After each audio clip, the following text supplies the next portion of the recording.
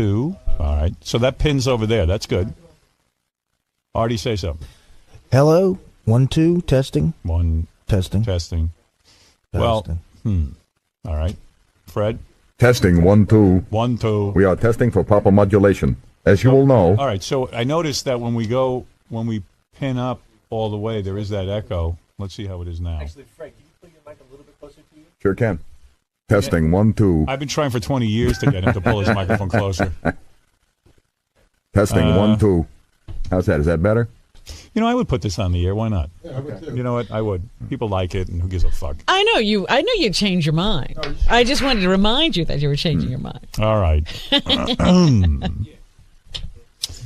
All right, I'm just going to start from the left-hand side of the board to the...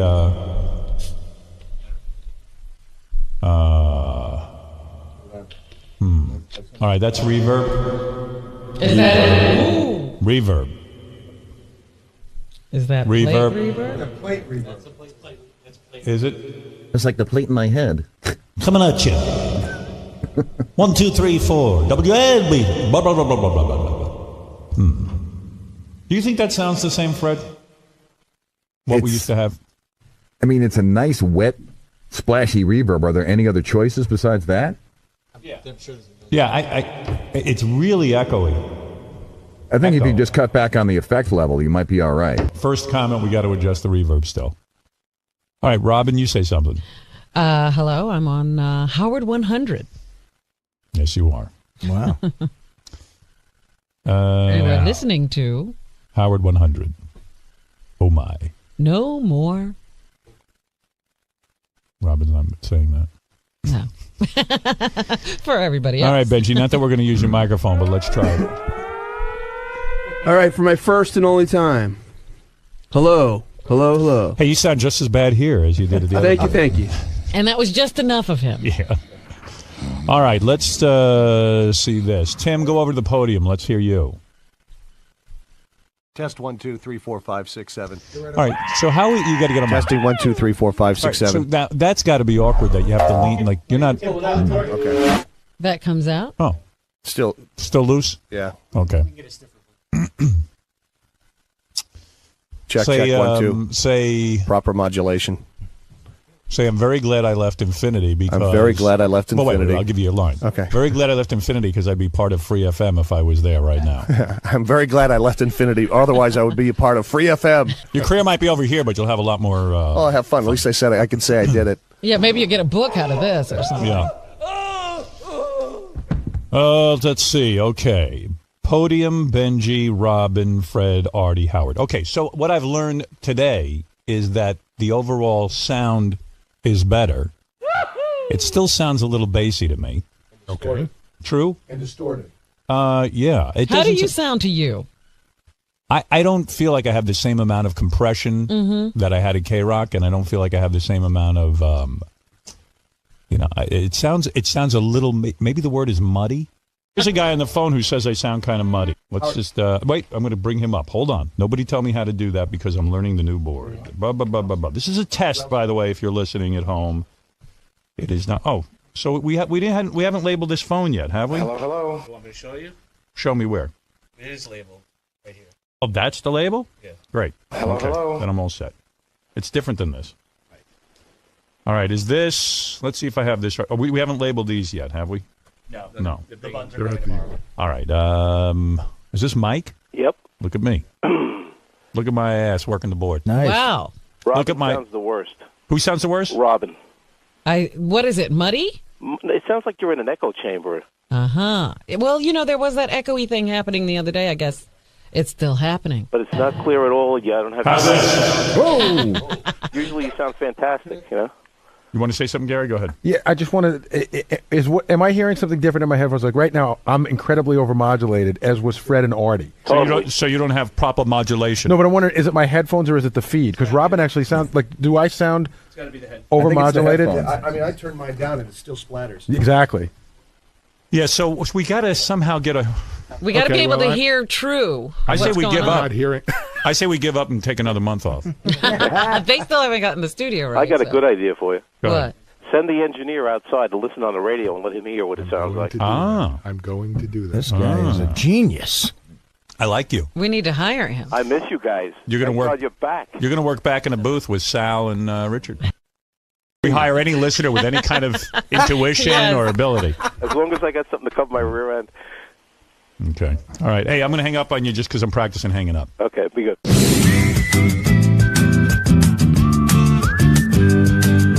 So Scotty, where's my headphone volume? Oh, it's nowhere. It's clearly labeled Oh, here it is. in a way that you can't see it. What do you want, Sally? Howard, whoa, this is really hot. Yeah, that's what I thought. I wanted to switch headphones. To What, see my if penis? It's just. I wish the You guest are headphones really need to be hot. fixed. Okay, I'll move it out a little. All right. What do you wish? Okay, so What do you wish? I wish your penis was real hot. I don't know what I'm talking about. It's just as creepy. It's going to get a lot creepier. Howard, I set up the profit system on the right. Those are going to be. Meanwhile, I walk in today, right? And Sal's looking at me with these puppy dog eyes and stuff because he's all upset for me. You know, I know what's going on. You know, he's all traumatized because of the newspaper. Because my daughter's in the newspaper. Oh. For being in a play naked. So he's giving me the look of shame, like, no, I'm so sorry. He's with you. He feels for you. Well, you know, it goes farther than that, Howard. It's, Yeah. Sal's. It's really funny because the last 2 days with him has been sort of amusing.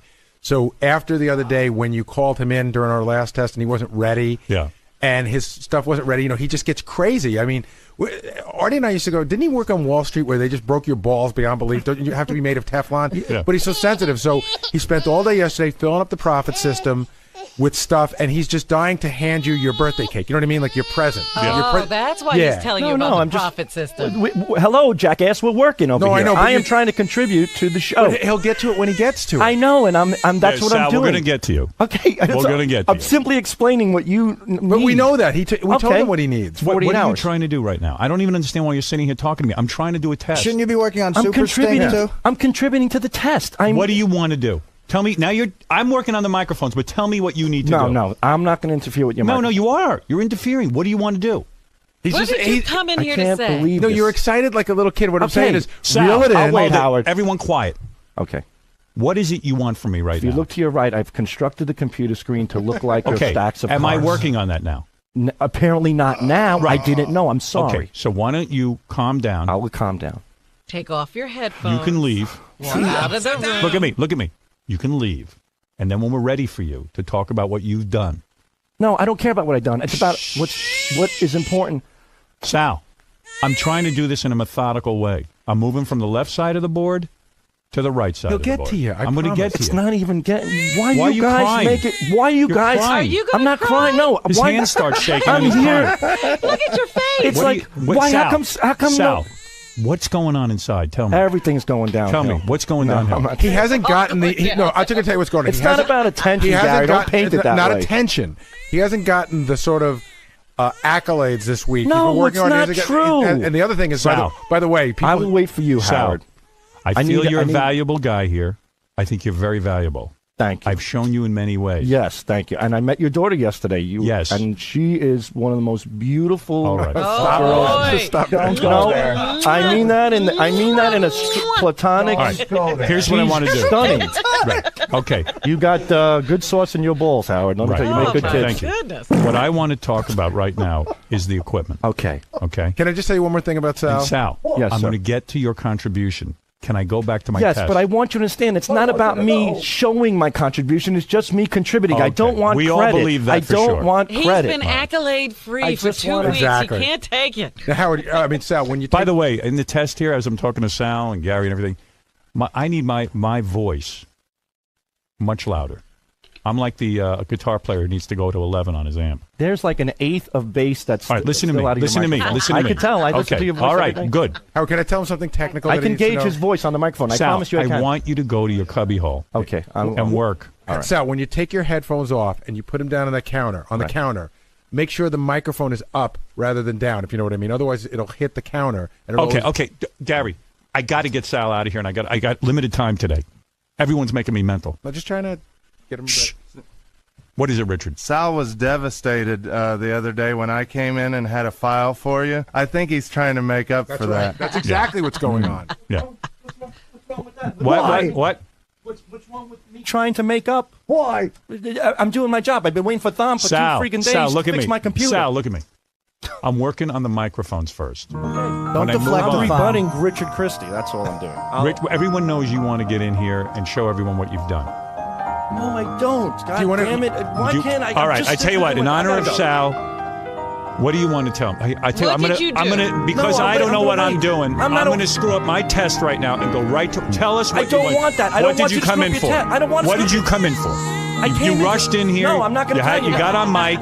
No, tell me now what you want to tell me. Let me hear. I'm just doing what I'm. Look, you got a cameraman, you got Scott, you got Gary. I'm doing my part. I'm waiting for Sal, I was going to get to that part. Okay, and I'll wait. He's so Just proud. stop busting my balls. He made a button bar for you. You guys are always trying to. Can I get Sal, one other thing that's upsetting? Tell me now. I want to get this over with so I can get you out of here and get done with what you want to tell me. Tell me now why you came in the studio and what is so important and what you want me to do.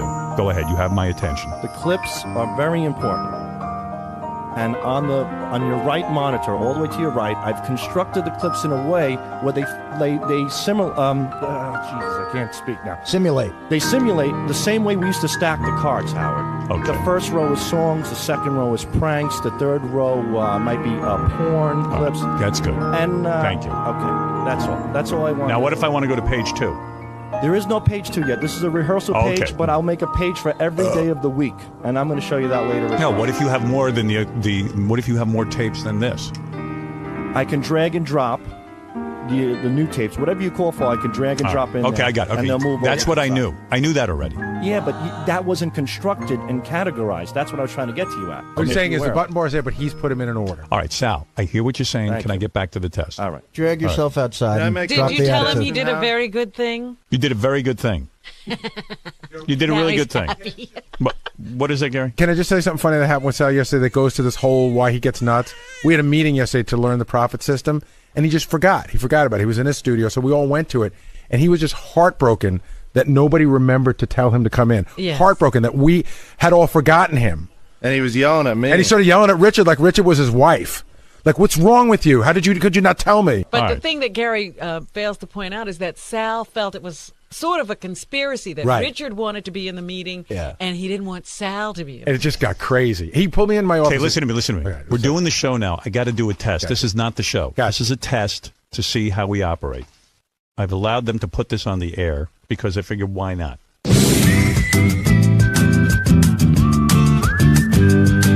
Hook nose. Howard! How come you don't say Howard, you hook-nosed Jew bastard? Come on, Howard, you hook-nosed Jew bastard. Listen, Well, you know why you didn't say? Because it's not the show yet. It's a rehearsal. Oh, I see. He's not Yeah. wasting He's it. not up here. He's not up to Give me snuff some yet. technical feedback. can't hear the show on hold either, so I didn't know what the hell was going on when you went to me. You know That's what I got to be fixed, Tim Bob. All mean? Yeah, right. you ain't kidding. Listen, Howard, you sound a little far from the mic, too, bro. You know, that's what it must be. It doesn't sound right to me. I don't sound intimate. I mean, on the phone it sounds better, but when I'm listening to it through the radio, through the receiver and stuff, it's kind of like you're almost like pushing your voice. You know, Yeah. you're trying to project a little bit. Yeah, that's what's going on. Ick. I think you have a problem with See, I your need to voice goose there. my microphone level up, too. Like, just be able to... I overmodulate. Yeah. You guys aren't letting me overmodulate. Tom, that's what I really need. I need to overmodulate. Digital doesn't overmodulate at the store. So that's the problem. I don't care, Scott. Okay. Figure it out.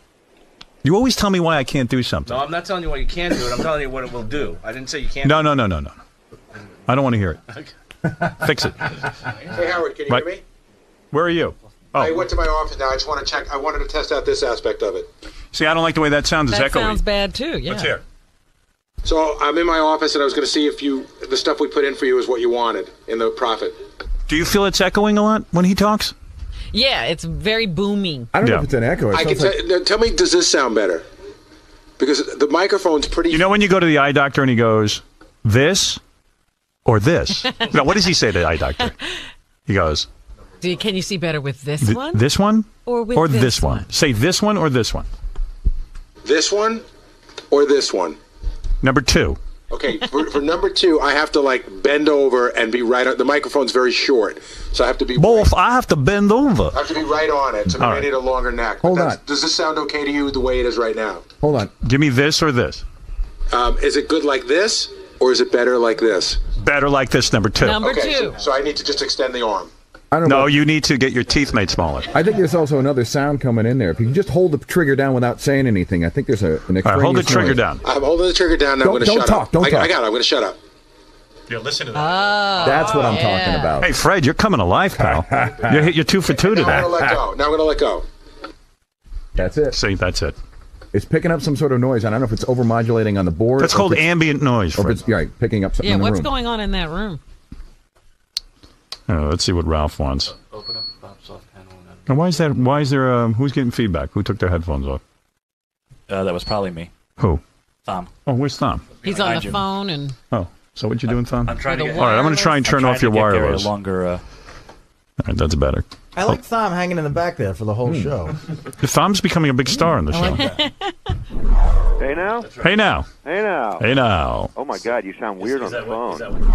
Yeah, I don't know what's going on, but it doesn't How is sound. it on the air? Not good at all. There is not proper modulation. Yeah, it was better the other day, I think. Well, here's the deal. Robin sounds the worst. She sounds like she's in a tube, and it's A green type of tube? a green type of Which tube. opens and closes. Now, Fred, how come when I say that you don't hit that? Thank you. A green type of tube? Well, I can give you that. Go ahead. And you're very bassy. Everything is real bassy. It's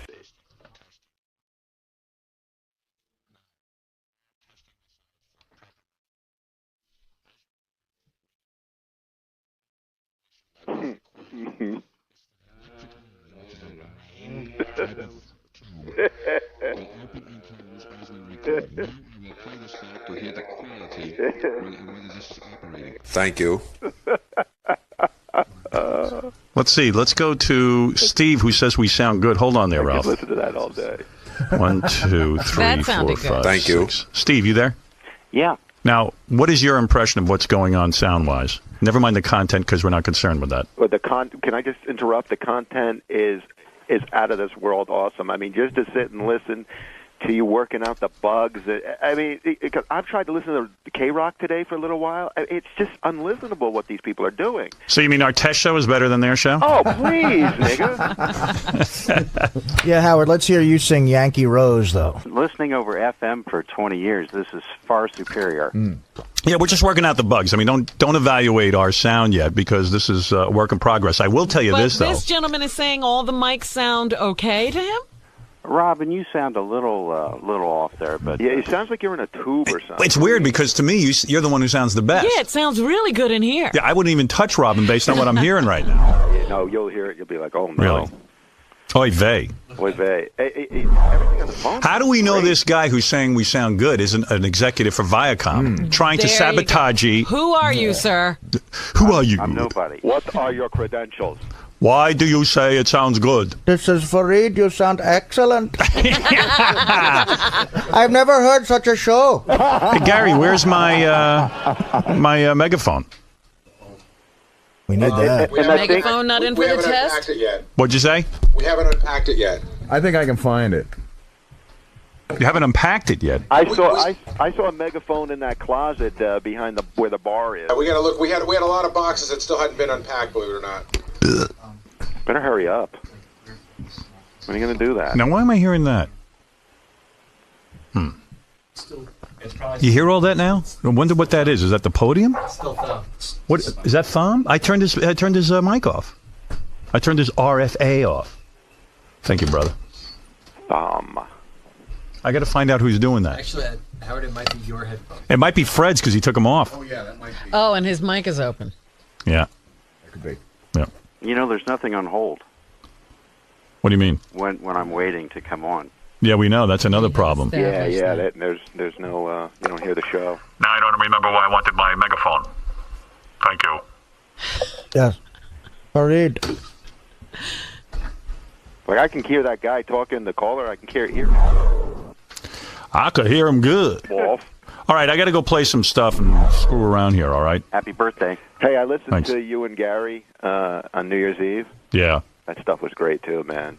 That was fun, man. I tell you, this satellite stuff is way liberating for me as a broadcaster. Yeah? I got to tell you, just being on New Year's Eve and not having like that whole weird thing. You got to get to the next element. You can't be on too long. Just be jumping in all the time, and just you're driving in your car, just call in.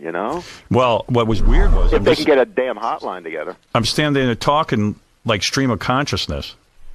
Yeah. And I'm not getting interrupted by commercials. It was just cool. I was like, and I was just rambling and doing my own thing, and I felt good doing it. And you're like, oh man, I got to get up before I puke. You're like, oh, I was so drunk. Oh, you were drunk. Yeah, and then I was trying to get it on with Beth, and then she wasn't so going sad. for it. I was going to beat off on her ass when she was asleep, and then she said, if you had done that, that would have been it. Oh my goodness. So much fun. Because Ralph has done that. Not to Beth. Yeah, to Beth. No, he's done that. Ralph was with some chick. That's a revelation. Ralph was with this chick, and he says to me she fell asleep drunk, and he pulled down he pulled down the sheets, and she was wearing a thong. Well, we were messing around too a little bit, and then she just kind of passed out. She passed out on you? And then she fell asleep, and so he finished by pleasuring himself on her ass. No. I humped her ass and then came all over it. Oh, and she never woke up? No, she slept, and he did it 2 more times after that. Oh my goodness! I tried that a couple times. Are you sure she was still alive? I don't know. Are you sure she wasn't a guy? I got up and Yeah, left. I believe the whole thing except the chick part. Who's that? Oh, is that me doing that? Hold it. There's a lot Might of. be your headphones. Yeah. Really close to your mic. It's not happening now. Turn to the other Yeah, side. no, that's all right. Beth told me if I did that to her, she would divorce me. Whoa. wow. Oops. Wait a second.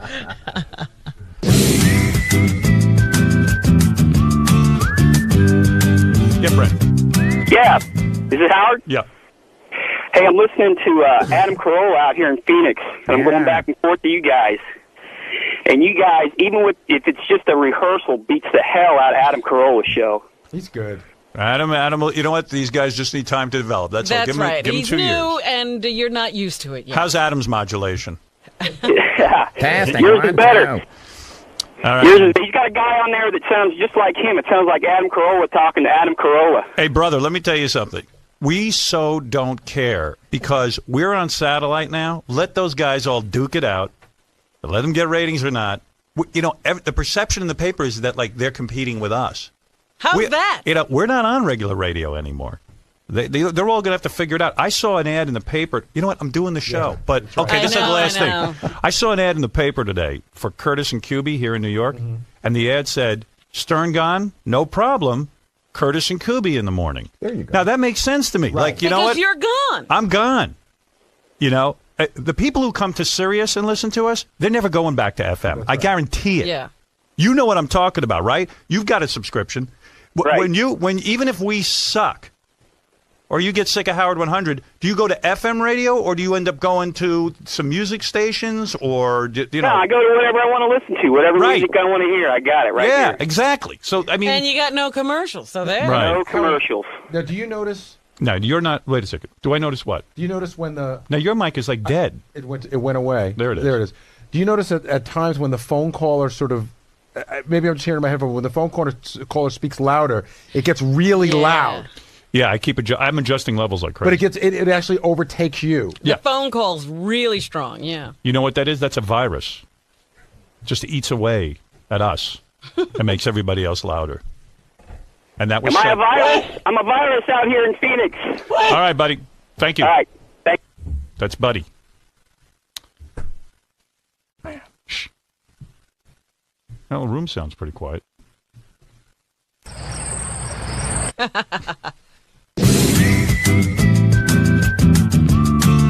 Okay, so we discussed the microphones, guys. Everybody in agreement that there's some work that needs to be done, but we're not sure what. Can this problem be fixed? Yes. I'm fully confident in the engineers here at Sirius. No! I am. I actually am. All right. These guys have done a great job. I'm going to pop through the phones and see what people think of the sound right now because I adjusted your mic, Robin. Okay. What you're doing now is listening to a test of our morning show. I have to say, it is a beautiful studio. It's gorgeous. Really, we're going to have some people come down here, hang out with us because you got to see what's doing here. And then you got to go roam the halls and just walk into the different radio stations. Yeah, And I it did is that fun. today. Yeah. Who'd you run into? Walked Richard by. Simmons and my daughter were carrying on yesterday. Oh, yeah? Up here. I saw Martha Stewart's daughter. She's kind of hot. But she's really cunty. What? Sometimes she does give me an attitude. What's that? I can't hear you. He's you doing do. sign language. Oh. Don't you speak sign? And by the way, I don't want to curse on here, and that was the wrong thing to say. Sometimes, you know what I mean by that? I mean, sometimes she's like a little standoffish. Well, yeah, there was a girl who was sitting there with her. Jennifer, I think her name was, and she was really great, and Martha Stewart's daughter hardly wanted to speak. But then she finally did speak. She doesn't talk to anyone. You know, because I said, "Oh, hello." She seems like exactly. She seems like she's the rich one who made all the money. Well, she is the rich one. Yeah, and she's all pissed off. Yeah, more money. And Martha seems to be very pleasant. Yeah. Now, it'd be weird if I said she was cunty, then we found that she's a deaf mute and just can't hear anything. But she's cool. I don't mean cunty like a bad way. I mean like she's just like kind of standoffish. I've met a lot of deaf mute chicks who are cunty anyway. How do you know the difference? Maybe she's a deaf mute and cunty. Yeah, right. But how do you know the difference? They give you a look. Cunty in a sexy, friendly way. Mm-hmm. Okay. All right. And that's the last time you'll hear me curse. We're just testing that, too. Hey, Howard, by the way, while you were talking about beating off on a girl's face, if you notice, I highlighted a box that's... Right. So it kind of catches this one? Yeah. Is that someone beating up on someone's face? No, but... No? Then why would you highlight that? Well, I'm just trying to... Why are you highlighting something that isn't... This woman is not being beaten off on. She's getting beat in the face with something else. But with what? What I'm trying to do is I'm trying to highlight an area. What's going on in this clip? This girl is... Can I say what she's doing? Yeah. She's getting gagged with a cock and throwing up all over it. Okay, now I know what's going on. And the video is fantastic. Now, when we get on the air January 9th, I don't want you saying that. You know what I decided with you, Sal? Okay. Is what I decided with you. He's dangerous. No, beside that. When you're on microphone, you are not allowed to curse. Okay. Ever. Okay. She is gagging on a penis and vomiting all over it. Okay. You know what I'm saying? Yep, I agree with you. I think you've been abusing the privilege of cursing. Okay. Now, if Sal curses, can I put like my balls on his face? Yes. Or something? Okay, here's the deal. Oh, no. Every time Sal curses, he has to lay down on the floor. You'll be you put you And I'll take teabag him. You teabag him. All right. No. So Sal, no cursing. Richard, why would you want to do that? No effing way. Because he's done so many crazy things to me, it's my turn. All right. It's your turn to put your balls on him? It's my turn, goddammit. He put his... It's your turn to put your balls on his face. You know what? I'm really going to punish you by putting my balls Exactly. on. Like, punch him in the head. Don't take your testicles out. My day has come. When I'm done sucking your cock, can you suck mine? Well, lay down on the floor. No, wait, no. You Lay said down on the Howard, floor. no, wait a minute. You said January 9th. You said January 9th. All right, I'll let you slide. Okay. See, now, when everybody talks, that gets crazy sounding. Yeah, it does. I'll tell you It's what. weird. If he curses, you Yeah. can beat off in his face. No way. yeah. That's not happening. It's happening. Only in my mouth. Did you say January 9th? I did say January 9th. Yeah, he did. But you know what? Darn. Starting this moment forward, I don't want you cursing on me. Howard, Can I say the N-word? If he curses, can I fuck him in his ass? Just a thought. He came in my eye, and I come in his. All right, so there you seriously, curse. Sal, I Okay, don't no want more you cursing. I won't curse. I I mean promise it.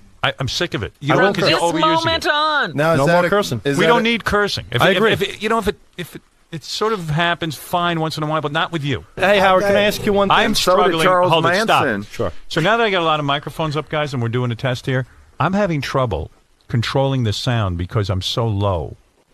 Usually when Richard is or Sal being really unfunny, I can just drown them out with my voice. And I'm having trouble. The other thing is when everybody talks at once, it's like a staticky. Oh, it gets it's like nuts. a static. Yeah, I got a headache. Yeah, in Yeah. these headphones, it gets super loud when everybody's talking.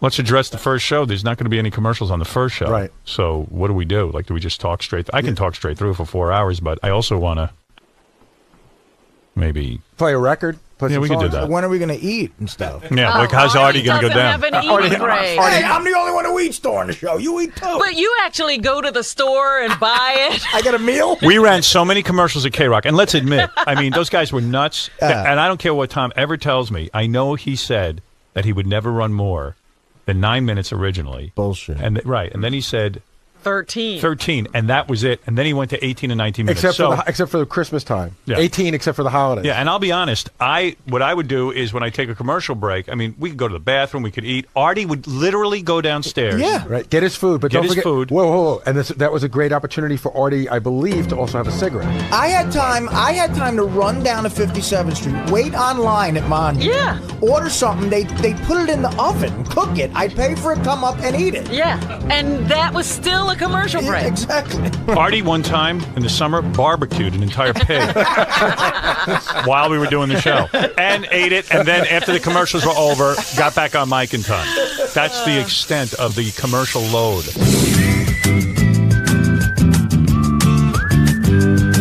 Now I'm going to test. Dan the farter's on the phone. I asked him to call and test a fart and see how it would sound. Okay. You guys got to give me numbers on these things. Okay. Hey, Dan. Hey, good morning, Howard. Is that you, Dan? Hey, just wanted to tell you I've activated on Sirius, and this is the greatest thing in the world. It's not Dan. It's not Dan, though, right? No. Who are Yeah, you? it is. Oh, it is Yeah, Dan. it is Hey, Dan. Dan the song parody? No, Dan the farter. Dan the farter. But Artie, you really, do sound what- distant. Yeah, that was really There's bad. no- I could there's hardly no hear presence. you. Yeah, we're fixing that. Yeah, okay. Hello? Yes? We But just what want, you know was what we like to Sirius do? We projecting? like to keep repeating the same problem over and over again. Keep repeating that, Artie. We're fixing that. Okay, We're yeah. fixing that. We're fixing that. Can we just try one more thing? How many wireless microphones do we have? Can we I'd like to, let's try them both out because you know what? On Monday we're doing the press conference. All right, here's RFA. Try that. Robin, we'll get back to your question in a minute. Hold on. Test that, RFA. Check, testing, Oh, testing, All one, right, two. all right, shut up. loud. Oh, look who came to life. know. Scott the engineer. I'm Mr. Peppy. Thom, let's go. Are you on B or A? I got you up, but no mic. Turn it on. No, not working. That's why we're testing. Very good, Oh, Scott. very good, Scott. To all the other engineers here at Sirius, hate Scott the engineer yet? Already. Like, is he just annoying to you too? You know what? He's been great. It's official tomorrow. Tomorrow. It goes deeper than the engineers here, Howard. Dan, do me a favor. Give me a test All right. of a fart. All right. Can you hear me now? I believe I can, yes. Hang on one second. Try to get the phone as close to your ass as possible. Ooh.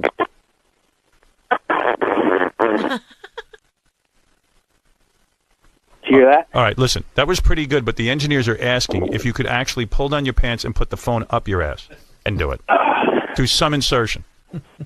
Well, I'll ruin my son. We'll get you another one. You were in a room with your son? We'll get you a new son. Hold on. He's got a son.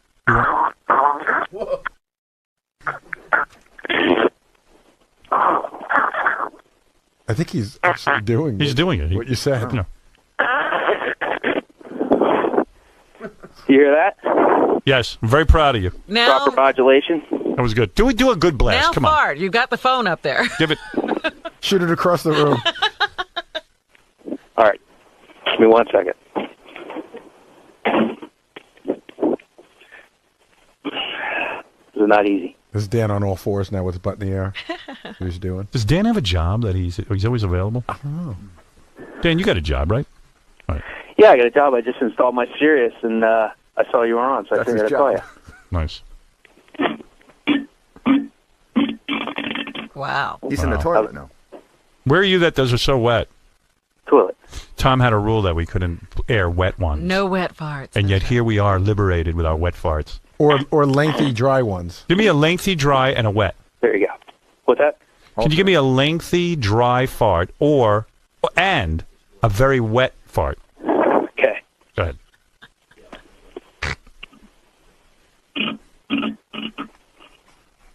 Would that be the wet one? Yes. Should sound on the verge of moving in one's bowels. He always sounds that way to me. Well, it's funny because I am. But I'm on the toilet. We can actually listen to the plop now that we're on satellite. Oh my, that's a wet one. How's that? Man's a pro.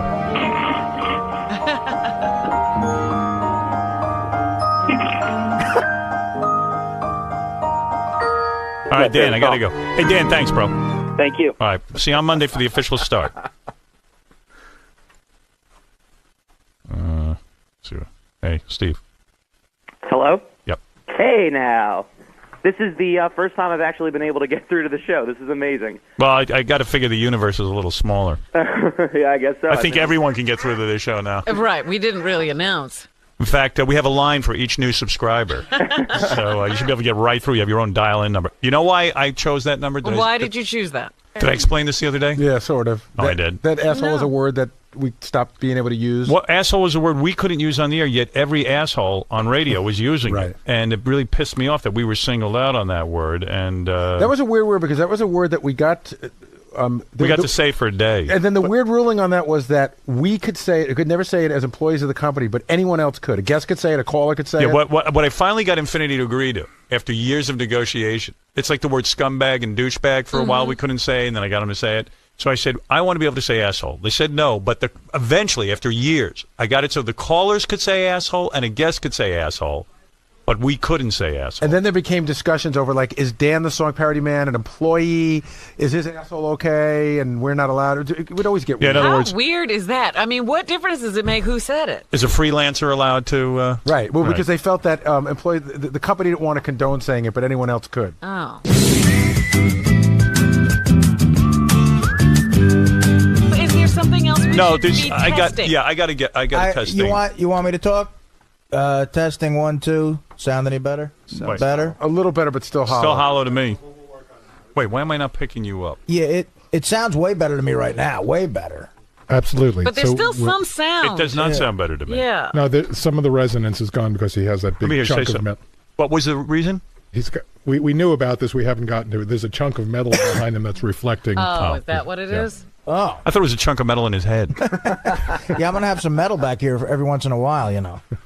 Yeah, what are you doing with metal behind your head over there? There's an enormous metal closet right behind me. I don't know what's in there.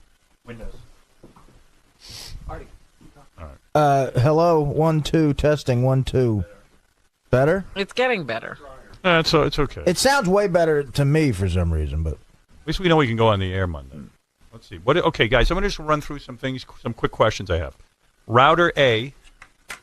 Wait, let me put you up. Go ahead. That's your ability to select anything in the facility and bring it up on your board. Is that ready? That's not ready, right? Oh, it is. Well, Thom will tell you. Oh, wait, let me hear. Hold it, Thom. I'm going to get you on mic. Hold on a second. I got to figure out where everybody is. Go ahead. Figures. Okay, go ahead. I just need you to log in so I can load the software on your computer. So we'll do that after the test. Okay. Cool. And I got a list of which stations are live every morning. There's not every station. Yeah, live, good. And it's a lot. There's some good stuff here. Oh, really? There are people here. Yeah, apparently the gay channel never. They're always on 24/7 live. Oh, good. We need to stop in the morning. All right. So router A and B is so I can go around the channels. This is the harmonizer, which I'm going to test again. Now, if I want to, now I sound cleaner. That sounds great. Boy, you sound very deep. You sound deep too. Wow. Yeah. Lot of bottom. I think it's your titties. What? Your titties, resident. I'm a guy. What are you talking about? Titties. I don't have titties. Yes, you do. I think you're big titties. I got man boobs.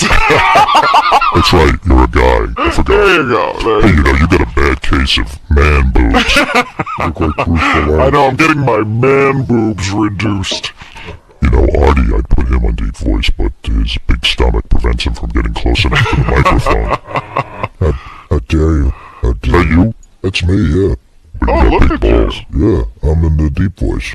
Yeah.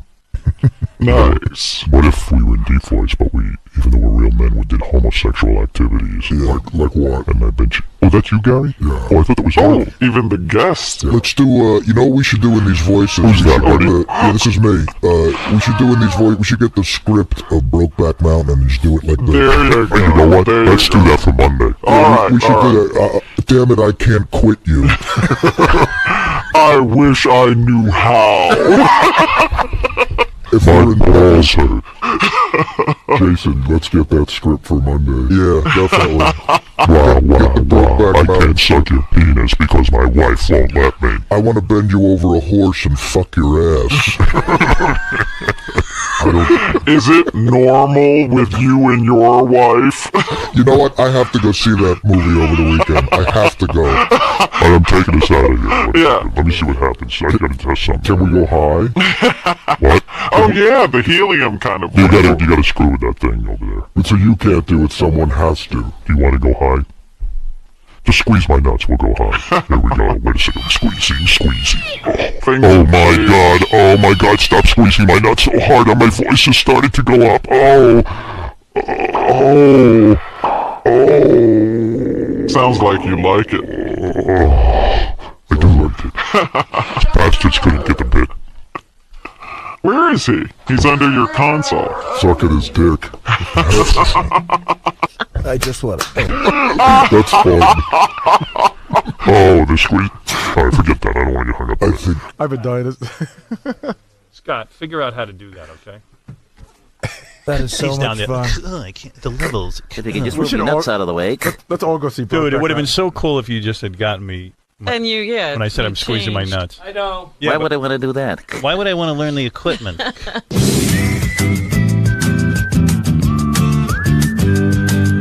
Yeah, Ralph says he has an update on how everyone sounds. All right. 7, 8, 9. Hey. You know? Yeah, what do you got? Robin sounds better. That's why I adjusted her. And you can hear on hold now. Good. I can hear you guys talking. You still sound like, I don't know, like too full. Yeah, it's horrible. I hate the way I sound and I'm struggling. Yeah, you sound big. It's just, and Artie sounds bad. His just sounds a mess. It's really hard to listen to Artie. It's like it's got to be softer, you know, and just. All right, we're adjusting. Yeah, it's just a little big. All right, thanks, Ralph. Sure. I know. Ralph called me 900 times yesterday. Dude, this is so great, man. It is great. What is he calling you about? I mean, just listen to you work out the bugs. I got to leave the house and I can't leave. You know what? You know what he calls me about? Where you go? See, He never leaves anyway. He never leaves the house. Yeah, now he's got to leave the house. leave. He's leaving the house. to invent reasons to leave. What did I call you about yesterday? He called me like I'm doing Larry King tonight. So of course Ralph's job is to get the clothes over to Larry King and the whole thing. Right. So we got it all worked out. What time we're getting there and the whole thing. And he calls up and goes, well, I'm doing Superfan Roundtable tonight. I don't know if I can get there on time, so should I do Superfan Roundtable? I go, Ralph. No, I didn't say that. I just was trying to figure out a plan with you. Then Ralph had people hire. Tim, didn't you have to hire him a car tonight? Yes. So he can get, I need to be whisked off to the Larry King show. So did you hire him a car? Yes. Because Tim called me and goes, are we really going to hire Ralph a car? I go, look, man, he actually has legitimate purpose. If he's going to be on Superfan Roundtable. I don't want to fuck up, man. I don't want to be running around looking for a taxi. You know? Yeah, they're hard to find in New York. They are sometimes stupid. I can't find the yellow car. Rock, you'll hit a taxi. You can get into. So meanwhile, I'm in the, At like that time of the evening. I'm busy working on 50,000 things. He's calling 900 times, and then he calls up. And I try to mellow out at night, and then Ralph will call up with a critique of all the new Infinity radio personalities on free FM. So he's bothering you about that. Yeah. too? And he'll get a hold of me, and he's like, "Hey, pick up the phone. It's something important." And I'll go. What is it? You go. I was listening to what show were you listening to? Who are those retards in the afternoon? I don't even know. He goes, I'm listening the to radio chick, I guess, right? And he goes, I'm listening to the radio chick, and they're trying to be you. But they don't get it exactly. And I'm like, my head is spinning. I go, I don't care. You're trying to go to sleep. I'm trying to relax. I don't want to be thinking about what they're doing. It's really weird. The next day, after like the first day, even before they started with this new format, just when they were still music and we were off the air, I tune in and I'd hear promos for like their new lineup and stuff, and I felt like someone had hijacked my radio station. Like it was the weirdest feeling. It hit me like a ton of bricks. They go, we're not there anymore. A whole bunch of guys took over our radio station. I feel that I try to picture them in our studio. So I called Mel and I said, gee, did you feel weird when you left? I said, I got to have an emotional conversation with someone because I'm feeling emotion, I think. Yeah. And I'm like a robot. But I said, I think I'm feeling emotion that like this was my radio station. I built it up. And and I said, the only guy who can relate to this is Mel. Mm-hmm. So I call Mel and I go, Mel, I know this is, I'm not calling you about business. I said, it's a personal thing. How'd you feel when you left, Infinity, the company you built, and, you left it in the hands of other people? He goes, oh, I didn't care. I go, what do you mean? He goes, in my mind, it's not the same company that we had when we were there, and I don't care. I don't care. Right. I went, Oh, good. I'm glad you opened up to me. Thanks. Yeah, but that. Thanks for bonding. But that was all upward movement. I mean, when Mel left, they were still doing well. You know, the company's still doing good, and they put good things in place. I mean, K-Rock is just a mess now. They don't know what they're doing. Well, listen. You got to give it a chance. Give it a chance. Give it a chance. I've been checking in on it. There you go. You keep checking in on it. Sounds like a mess to me. It's not a mess. Tom knows exactly what he's doing. Oh, poor Tom. I feel bad for him. Tom and I went to dinner New Year. Yeah, let's do this. But you're not supposed to talk about it. All right, I got to go. Goodbye. Bye now. Bye now. God only help me if he doesn't show up with my clothes tonight. He's done that before. But why aren't the clothes there? Why aren't the clothes with you? Because it's his only busy. job. And you know what it is? If he leaves it with me, I forget my clothes. I remember we were speaking, we were in Vegas or somewhere. Uh-huh. And I was giving an address to the National Association of Broadcasters. And Ralph's whole reason for even coming with us was that morning he was going to hand me my pants and my shirt. Right. I wake up that morning at 9 a.m. because I'm going on at 9:30. No Ralph, no pants, no shirt. We can't wake him up. We're banging on the door. Right, nobody can find him. We can find him. I put on my bathrobe, I think, and some slippers. Went down to the NAB waiting for him. No Ralph. He woke up 4 hours later. Wow. And I gave her the address, I think, in my underwear. No, I think that was the time he didn't bring the underwear. Yeah. So you didn't even have that. Wow, my dresser isn't awake. Wow, my So- stylist overslept. You can't carry your clothes, and he has an appointment. Yeah, I had a whole big meeting with him. I go, well, he goes, who should bring your pants to Larry King? And I go, isn't that your whole job? Get Tim to hire a car for your pants. Yeah, that's essentially what you're doing. If he just gave me the outfit, I could get dressed. So do you want me to get the car for your pants? Or No, just go the car over to him to get my pants. What's more important, the actual pants? All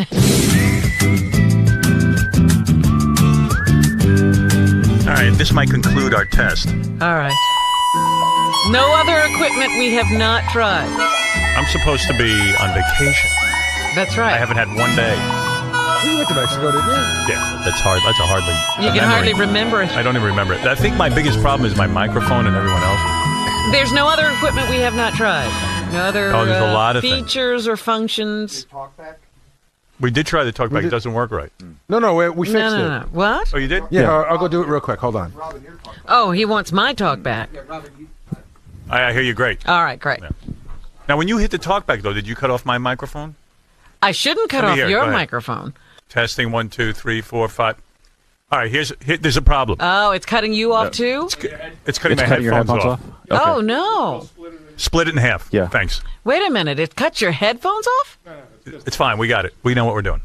I mean, we don't know what we're doing, but we're going to pretend like we do. Hey, Howard, is this better?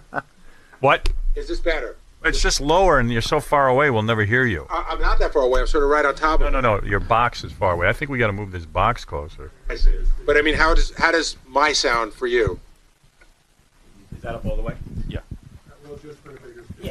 Yeah, I think we need more volume there. Okay. Let me hear. You don't even have to move the. If he gives me more volume, I'm not going to worry about how far away it is. You don't have any room to play there, Tom. Thomas. Thumbelina. I'm trying to figure out why I just. Arthie and Thom. Just turned off. It sounds like a don't good worry about that. comedy team. Thom and Jerry. Oh, we have to test something else. Artie. Yeah. Insert your finger in my ass very slowly. Oh, that's one of our classic bits.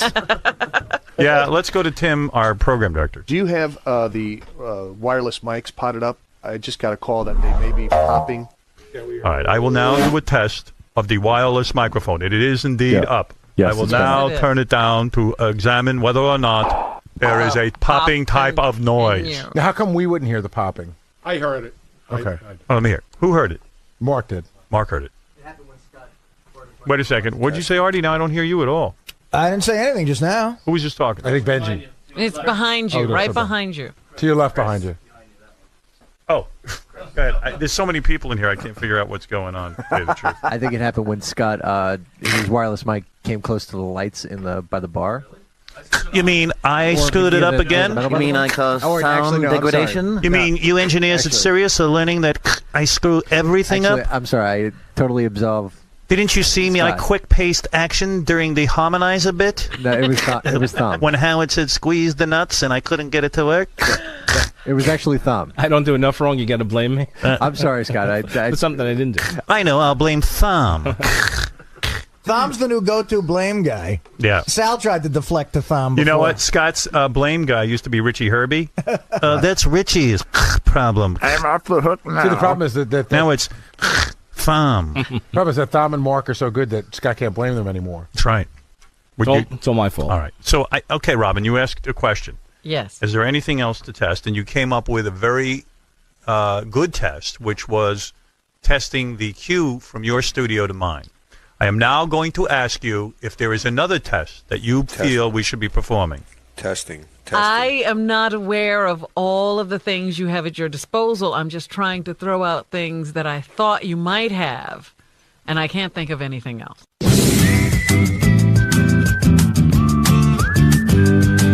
How you doing over there, Fred? Want to Doing talk? great. Just seriously, do you want to say anything that you need adjusted? Is there anything you need him to test? Because I'm going to get out of here. I think we should just do the show come Monday. All right, anybody else? Artie, Bengela? Again, do we get everything Do you resolved? think I with- can see you okay like this? Again, I think you have to go through the same amount of effort as you did last time. So I, Okay, think, good. I think it's fine. I yeah. can't see Benji at all, but I'm not complaining. Nope. Can you see Fred, or do you have to I stand can see up? the top of Fred's head, which is fine. So if Fred stuck his head up, you could have eye contact. Yeah, I don't want to have eye contact. And everything is working for those guys over there, Benji and Artie and. Benji, you're all right with the thing, the TV monitor? Everything's good now. All right. It does feel a little warm in here, though. It's hot. I thought we'd. We're going to adjust that. What's going to happen? They can adjust that too? Yeah, some other day. Wait, you mean there's more than on and off on the thermostat? We've always had problems. I love that. What temperature would you like, Howard? I'll get it for you. Believe it or not, the thermostat in this room is worse than the one we used to have. Oh, Don't dear. tell me that. Well, It's they'll fix it. Tom's fault. Turn around on the wall. That's that white box there. It has nothing on it. It's a slide thing that doesn't say anything. It's because I'm sweating. I know. And dizzy. It won't do anything. It's like one of those don't walk buttons. Why can't we just get a thermostat where you control it up and down? As far as I know, that's what we asked for. But Yeah, that technology I thought they had perfected. We just can't get it. I bought one. I bought a Honeywell at Home Yeah, my Depot house. for $20. Like, they have this really weird thing. You like pick a temperature and it goes to it. that circular thing's $20 at Home Depot. Yeah, I don't understand why we can't get a regular. We'll work on it. All right. Mark is We're getting it. Mark It's is coming. nodding It's his head coming. that it's coming. It's coming. Shirley, what are you doing in here? News. He's from Howard 100. No, He's like been what? eavesdropping. What do you want? Take an hour. Just a fly on the wall, man. Just checking out your second run through and I'm just waiting for you guys to finish up. Maybe get a comment from you guys if it's cool. All right. You're a fly on the wall, aren't you? Yeah. Beautiful, man. Studio's awesome. You say you're a fly on the wall? Yes. I can see you're starting to get irritated because I saw you yesterday. You did an interview in here, and then you walked out, and Howard 100 News was waiting for you. Yeah, I don't want the Howard 100 News bothering me. And then In Demand was waiting for you, and you go. Yeah, listen to this. I walk out of here the other day, and I'm trying to get this. This wasn't even during an on-air test. I'm just here. I was doing an interview with USA Today, Right. and I'm sitting here, and then I get done. I'm woozy, hour and a half with a guy, which I taped, and we're going to play. Right. And you're going to play the first hour of our other run-through, right? That never got on the air. Great. Tim's running that tonight. But anyway, I'm walking out. The next thing, Howard 100 News is on top of me. And I go, guys, I just talked for 2 hours. Give me a minute, okay? I dodge them. There's the in-demand camera in the hall. And they go, Howard, any comment on how it went? How'd it go? How'd it go? Isaac goes, how'd it go? I go, here's how it's going to go. I'm going to slam the door on your camera. I'm going to break your camera. You I'm going to pull out those 3 hairs that are left on your head. You were visibly irritated. Oh, I was like, Isaac, back off. Hey, look, there's a page up and a page down, so I don't even have to. Oh, you see, that's what I'm after. What's that noise? I don't know. New noise. New noise, guys. Somebody's making eggs. Gary, Is that got you, up. Gary? Artie's I don't cooking think so. something. That's my hairy back rubbing against the Go ahead, metal. Scott. Yeah, you could either go up page up or page down or drop So down. I'm on supervisor page down. What happens if I go page down? What do I have? Howard Monday, page 3. See, Just, Gary? just scroll through. Page is See empty. it? No. Gary, you see what you can do for me?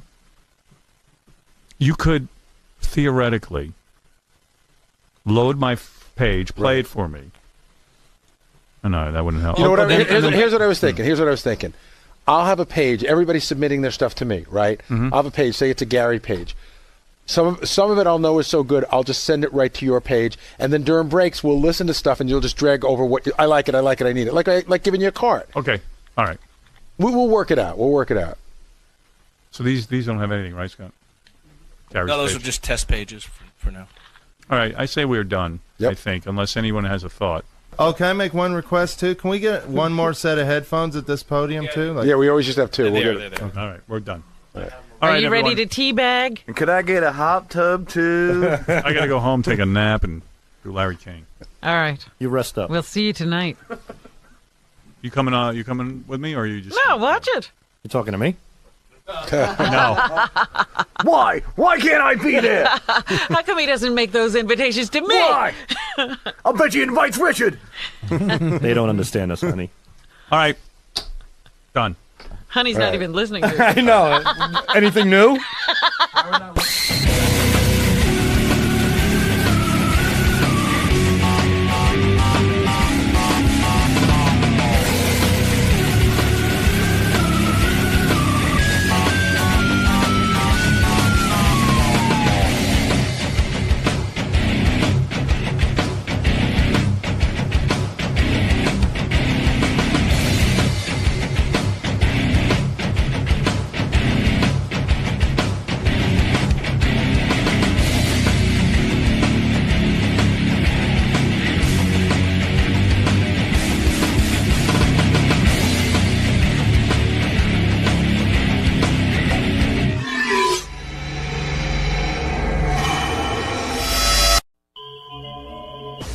You know, I was thinking the other day, he has a wife. I have a wife. It's the first time I've ever worked with a married Howard Stern.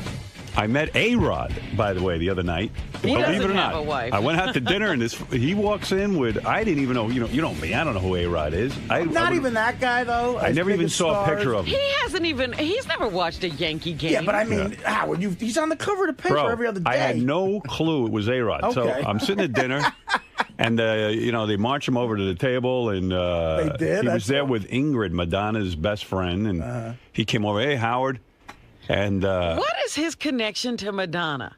I don't know. Kabbalah, I think. That's what they're claiming. That he's all into Kabbalah, right? You know, at A-Rock, you get lots of, because Beth goes, that's a really good-looking guy. But anyway, I introduced her. I went, this is my, and I had to stop and think. I go, this is my wife, Beth. Right, because you've been Yeah. you got used to the fiance thing after a while. Yeah. You were using the term fiance a lot. And now you've got to Yes. say wife. I thought A-Rod was the busboy. I had no idea. Oh. Really? Big I was busboy. like, more sake, please?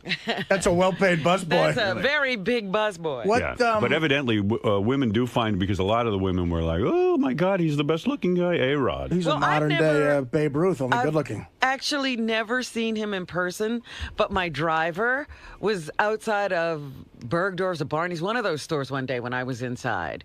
And when I came out, he said, did you see A-Rod when he was in there? And I said, no, I didn't. He goes, oh, my God. He's the most beautiful man I've ever seen. Really? He started to go A driver said that? about the color of his skin. Wow. And how big he That's when you know you're good-looking, when other guys are starting to flip. I And was you- like, I'm getting worried about Gene. He has a wife. I was gonna say, I was like your driver was sort of a guy's guy.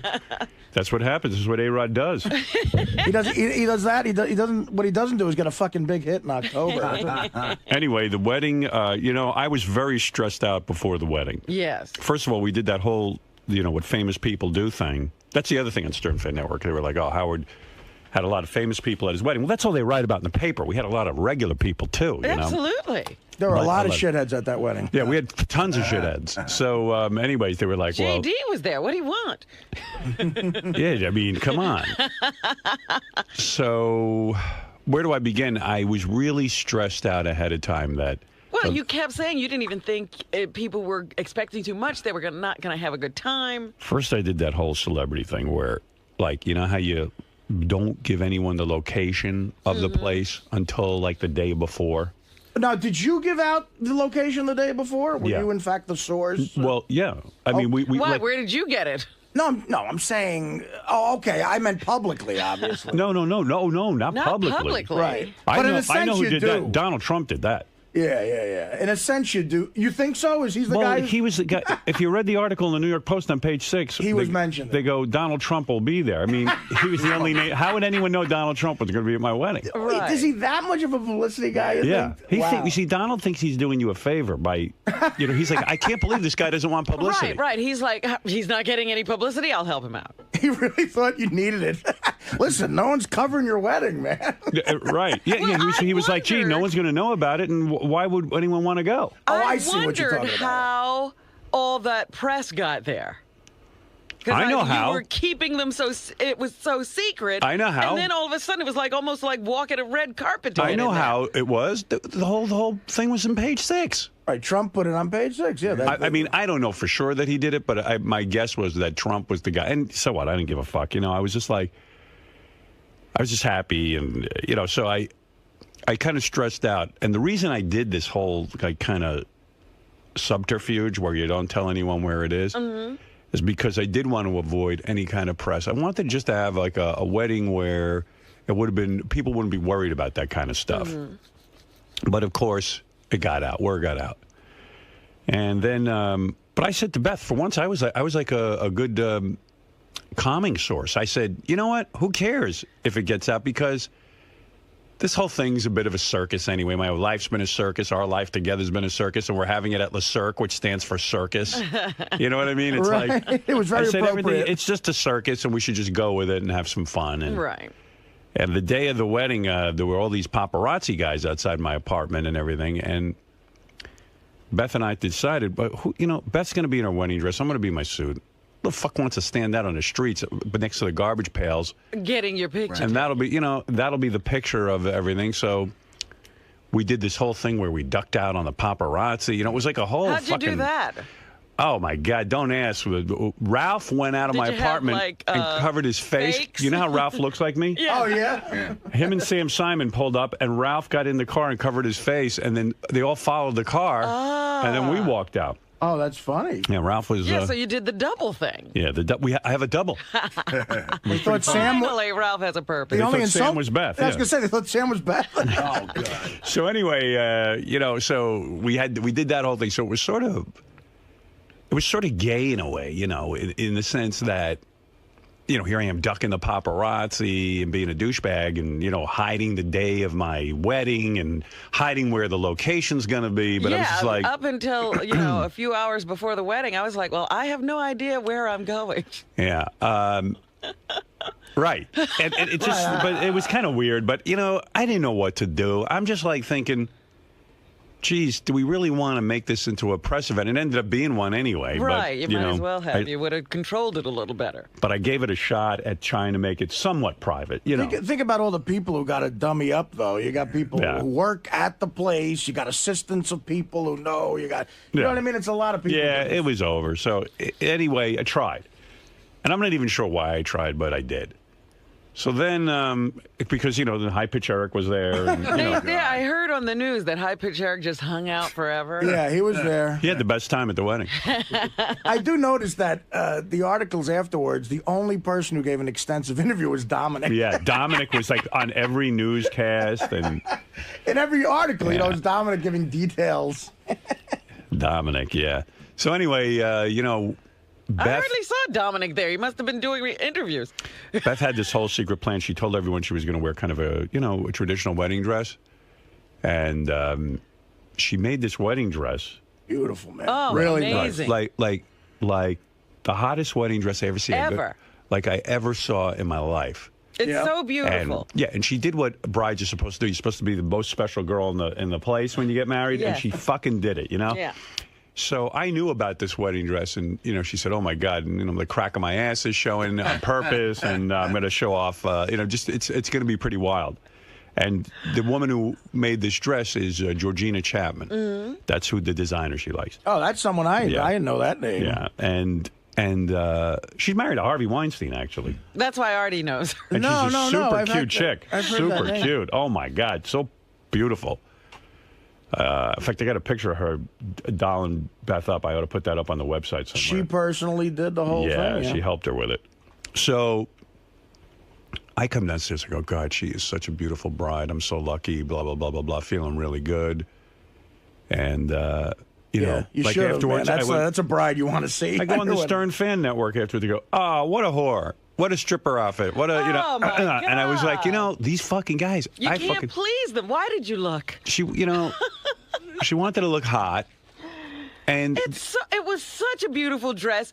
And while it showed skin, it wasn't tasteless. No, it wasn't. It was cool. Yeah. It was fun. It was made it right. You liked I thought it was amazing. Yeah, I liked it a lot. Yeah. But by the way, there were more than at least 5 guests who I won't name by name who were pretty touchy-feely with her after the wedding. Yeah, right after I married her, we're really coming on pretty strong. They were feeling her up? Rubbing her back, feeling her up. I mean, they're trying to, you know, because... Oh, my God. I mean, she did look good, but you know, you don't do that. Touch.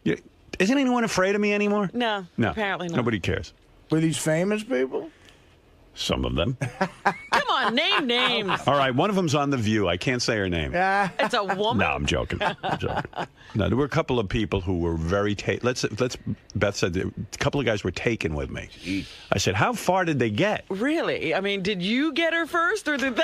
I was concerned because she didn't wear any panties. In that outfit, you can't. I was like, that was making me nuts. I know. But it was great because when she walked in, nobody expected her to be almost naked, you know? Yeah, no, that was It was very pretty nice. cool. So then, I don't know where to begin. I mean... But wait a minute. You got to tell me somebody who was inappropriate. No. Come on. Beth asked me not to. What am I going to do? It's my wife. You know? She's not a girlfriend anymore. She's the wife. Okay. So, Well, I thought it was- by the way, Beth got really drunk at the wedding. You're kidding. Yeah, I heard and- a lot of people got really drunk. I missed the whole thing. Oh, my God. She got so wasted that, like, at the end of the night, she grabbed a glass of champagne. Yeah. And, like, she had dropped a glass of champagne. She'd spilled champagne on me. And then she took a glass and she, like, was going to drink it. I saw she was already tipsy, like she was going to fall over in her shoes. Wow. So I said, no more You had champagne. to cut her off? I cut her off and took her home. This was at 1 o'clock in the morning. Yeah, you guys hung out a lot longer than anybody thought. In Yeah. fact, Beth and I were joking before the wedding that, you know, it was going to start at 7 and I'd be home in bed by 9. Well, for those who stayed late, they got to see my rousing rendition of Wild Thing Yes, I saw that. with John Stamos on drums. I said, I know Howard's drunk. Yeah, I was singing. And I wasn't actually drunk. That's the weird part. Really? Because I had I 2 thought, drinks. my goodness, he must be feeling no pain. Now, you know what it was? I was really stressed out, and this is my personality. I was really stressed out whether people were having a good time or not. I heard that, too, Like- that and- you were complaining even during the wedding. Nobody's liking this. Well, I was first of all, we did it at a restaurant, and amazing things happened sort of musically. Phoebe Snow got up and sang. Billy Joel got up and sang. And like halfway through Natalie Billy's Maine? first song, halfway through Billy's first song, I realized a lot of people couldn't see or hear him because it was in a restaurant, and a lot of people were...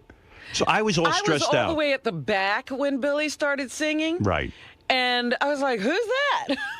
Yeah. Because he sang an unusual song It was to a James start Taylor off. song. Yeah, and then it was like, oh my God, that's Billy Joel. And then people Yeah. started surging forward. They all left the back of the room. Yeah, it was a pretty, you know, it's pretty special when Billy Joel sings a song at your wedding. It's not, let alone Live, 3. and in person. Yeah, it was pretty cool. And I Phoebe called him. Snow's voice is unreal. Phoebe Snow is amazing. And you know what? I was thinking about it. She sang. She sang a lot.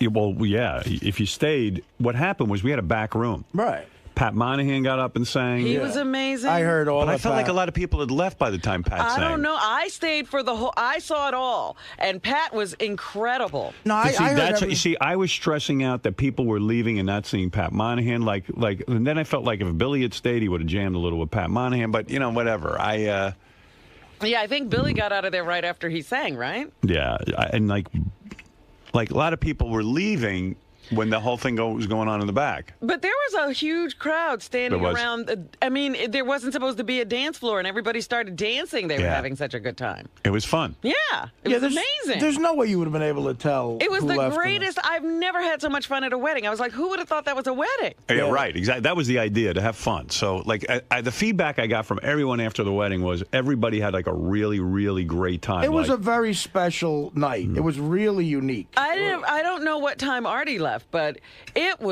it got even. It just kept staying amazing. I left at midnight. Yeah. I left at midnight. So I got Artie left me a message, and I guess with Artie's sobriety, if you don't mind me saying this, no, I don't. with Artie's sobriety, you know, it's a little difficult. It's a little difficult to watch everyone drink, and I was real proud of Artie actually, and I called him back. You got my message, I Yes, hope. that was very nice. And I said, you know, man, I'm real proud of you because rather than stay there and torture himself, he stayed till midnight, which is Or he more went than. somewhere where he could really have a drink. Yeah, either way. I heard someone told To me a heroin den. Oh, maybe I shouldn't be so proud of you. You went home. I thought you were going home. I heard you went out to hang out with some of your drug friends. No. I played poker. I went to go play poker with actually AA guys. Oh, good. Yeah, but you had an alcohol-free poker game. Well, not alcohol free, but for a few of the guys, there's guys in Jersey I play poker with for years, and they play every Thursday night. So they were playing in Brooklyn, and I went, and I don't know, it was weird. Like I had to replace gambling. I had to replace drinking with gambling. Oh no! But I won some money. But Did you? Was it high stakes poker? Yeah, this is like a $2,500 buy-in. Oh, this is one of those real games. Yeah. It's dealer's choice, you know. It's like whatever. I went And it starts at midnight? No, it starts about 10. Oh, but they let you come in late. Yeah. I've You been can friends come with, in at any time, right? Yeah, I've been friends with these guys for a long time. Right. So it was. I was up $3,700. Wow. Yeah, that's what I won. Did you win? I won. You won Yeah, $3,700. But no, it's actually it's a weird thing because I know 3 of the guys are major AA guys. So I don't know. I just went over there and played cards. So some guys drink and some don't. Yeah, Oh, but it's that's not. good. It's very much about the poker game, Right. more than the drinking. So you know. These are serious guys. They don't want a bunch of drunks at the table. Well, they wouldn't mind that if they're losing their money to them. Was it really hard for you though not to drink at the wedding? No, like I say, if I could be at a place where I'm having fun, I thought my table was so much fun. I was with Jimmy and Sarah and Kelly Ripa, who was such a sweetheart. She was very nice to me. Right. Mark Consuelos, Chevy Chase and his wife, and Stamos and that hot chick he was with. So that was a fun table. Leah. Gal right? pal. Yeah, she as was I saw in Us Weekly. very pretty. Yes, very hot. pretty. Well, come on, he's John Stamos. Yeah. He's prettier than her. Yeah, I know. mean, a girl has to realize John's still going to be prettier. And very nice too, by the way. Yeah, Very sweet nice. girl. Yeah. So anyway, we had an interesting ceremony. We had Mark Consuelos That was marry us. hysterical. And everyone was like, "Well, why are you doing it?" Because it's theater, and Mark's he's a really nice guy. Oh, You know, my we God. got to know him. He took it so seriously. Yeah. That was what made it fun. That's why we chose him. The guy said, I would really, when we asked him, he said, no, I would really do a serious job. And he says, and I'll keep it moving fast. No, it's quick. And Yeah. He So- was like the master of ceremonies. He was like, here we go. there was, was no really time to good. get bored. That's what was great about it. And there was Usually no when- long, sappy. You remember, I love Bubba's wedding because it was very kitsch. But that minister, when he started droning on. My God. Well, we didn't put anyone through that. No offense, Bubba. No, your vows were great too. It was great. Oh, yeah. So anyway, that morning of the wedding, Beth wrote her vows separately from me. And you guys waited till the last minute? Yeah, we kept saying we have to write our vows. We had to write our vows. I've Wow, always 'cause been that way. Even in school, I have to Yeah. wait till the last minute. Well, when she said, when we left each other today to go write our vows, I'm like, they're kidding. No, and With everything else going on. yeah, I mean, the only vow that I had written ahead of time was that I was laying in bed one night and I said, I vow to always TiVo all of our favorite shows. That was funny. Including the following shows. Then I listed Bachelor, Bachelorette, American Idol. I mean, Biggest Idol. Loser and Biggest Loser Family. That Right. was the one that got me. Yeah. So I listed everything in our TiVo. So. I think promising to shave all your disgusting body hair was nice too. Yeah, and I start out with I promise to do all the things that guys always promise their wives will do. Clip my nasal hairs, Right, shave. right, and right. I had this whole Dutch oven line that I left out. I know. I heard about that. Yeah, I left out the Dutch oven comments. the 'cause- party got well, cut. yeah, I was reading the crowd. They wanted me to move on, and then I realized I was going on with the funny shit for a while, and I said, this crowd's starting to think I'm going to treat this as a goof. Right. So then I got down to serious vows. I should have brought my vows in to read to you. Yeah, they Man. were good.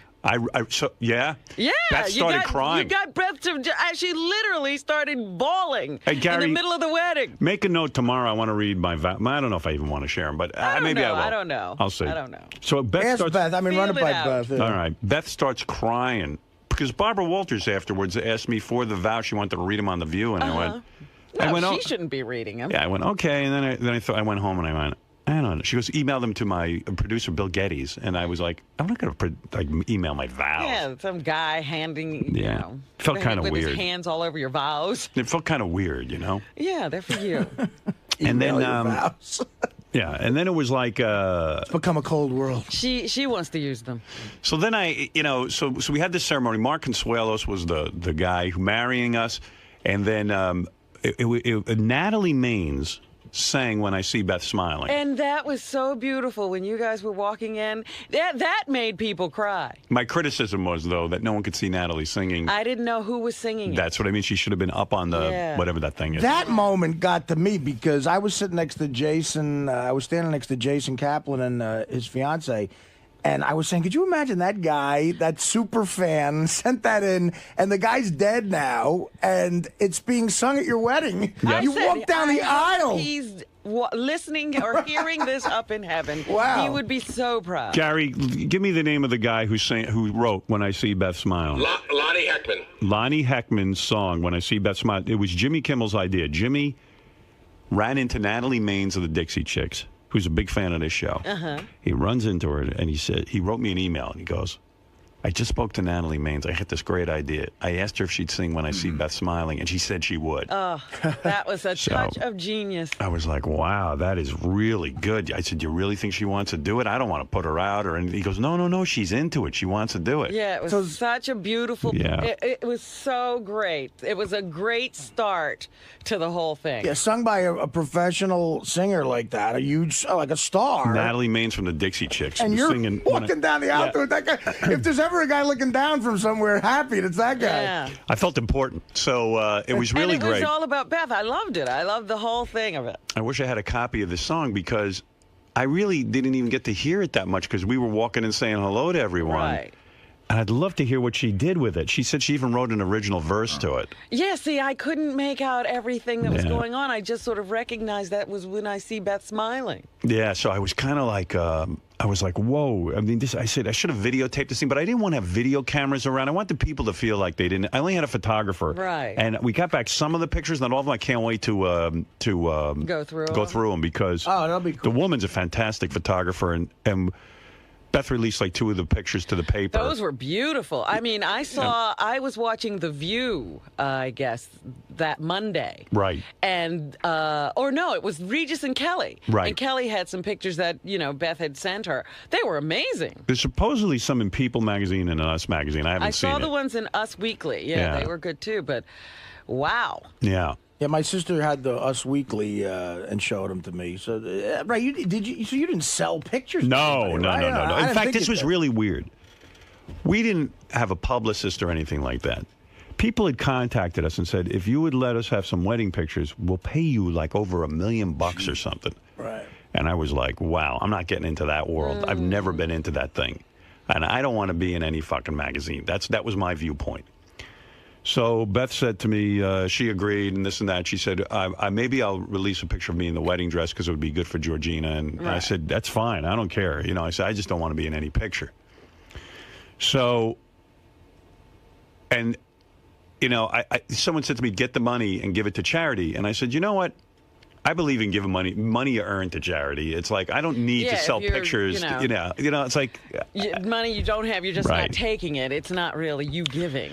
So after the wedding, Beth showed me 2 of the pictures we got from the photographer. We didn't even get all of them back. And I said, you know what? Those are really beautiful. I'd like to share those with the fans and stuff. I don't feel funny about it. I feel really proud that I married you. I'm in love with you. And I'm happy to release these. And I feel good about it. Yeah, they were very tasteful. Yeah. So, absolutely. And I said, you look beautiful in your dress. And I feel real good about it. That's how I felt. That's just, I was drunk as a skunk when I made that decision. I was sitting there drinking with Beth. But you're happy about it now that you're sober. Yeah, I was wasted. And and then, I just made this decision.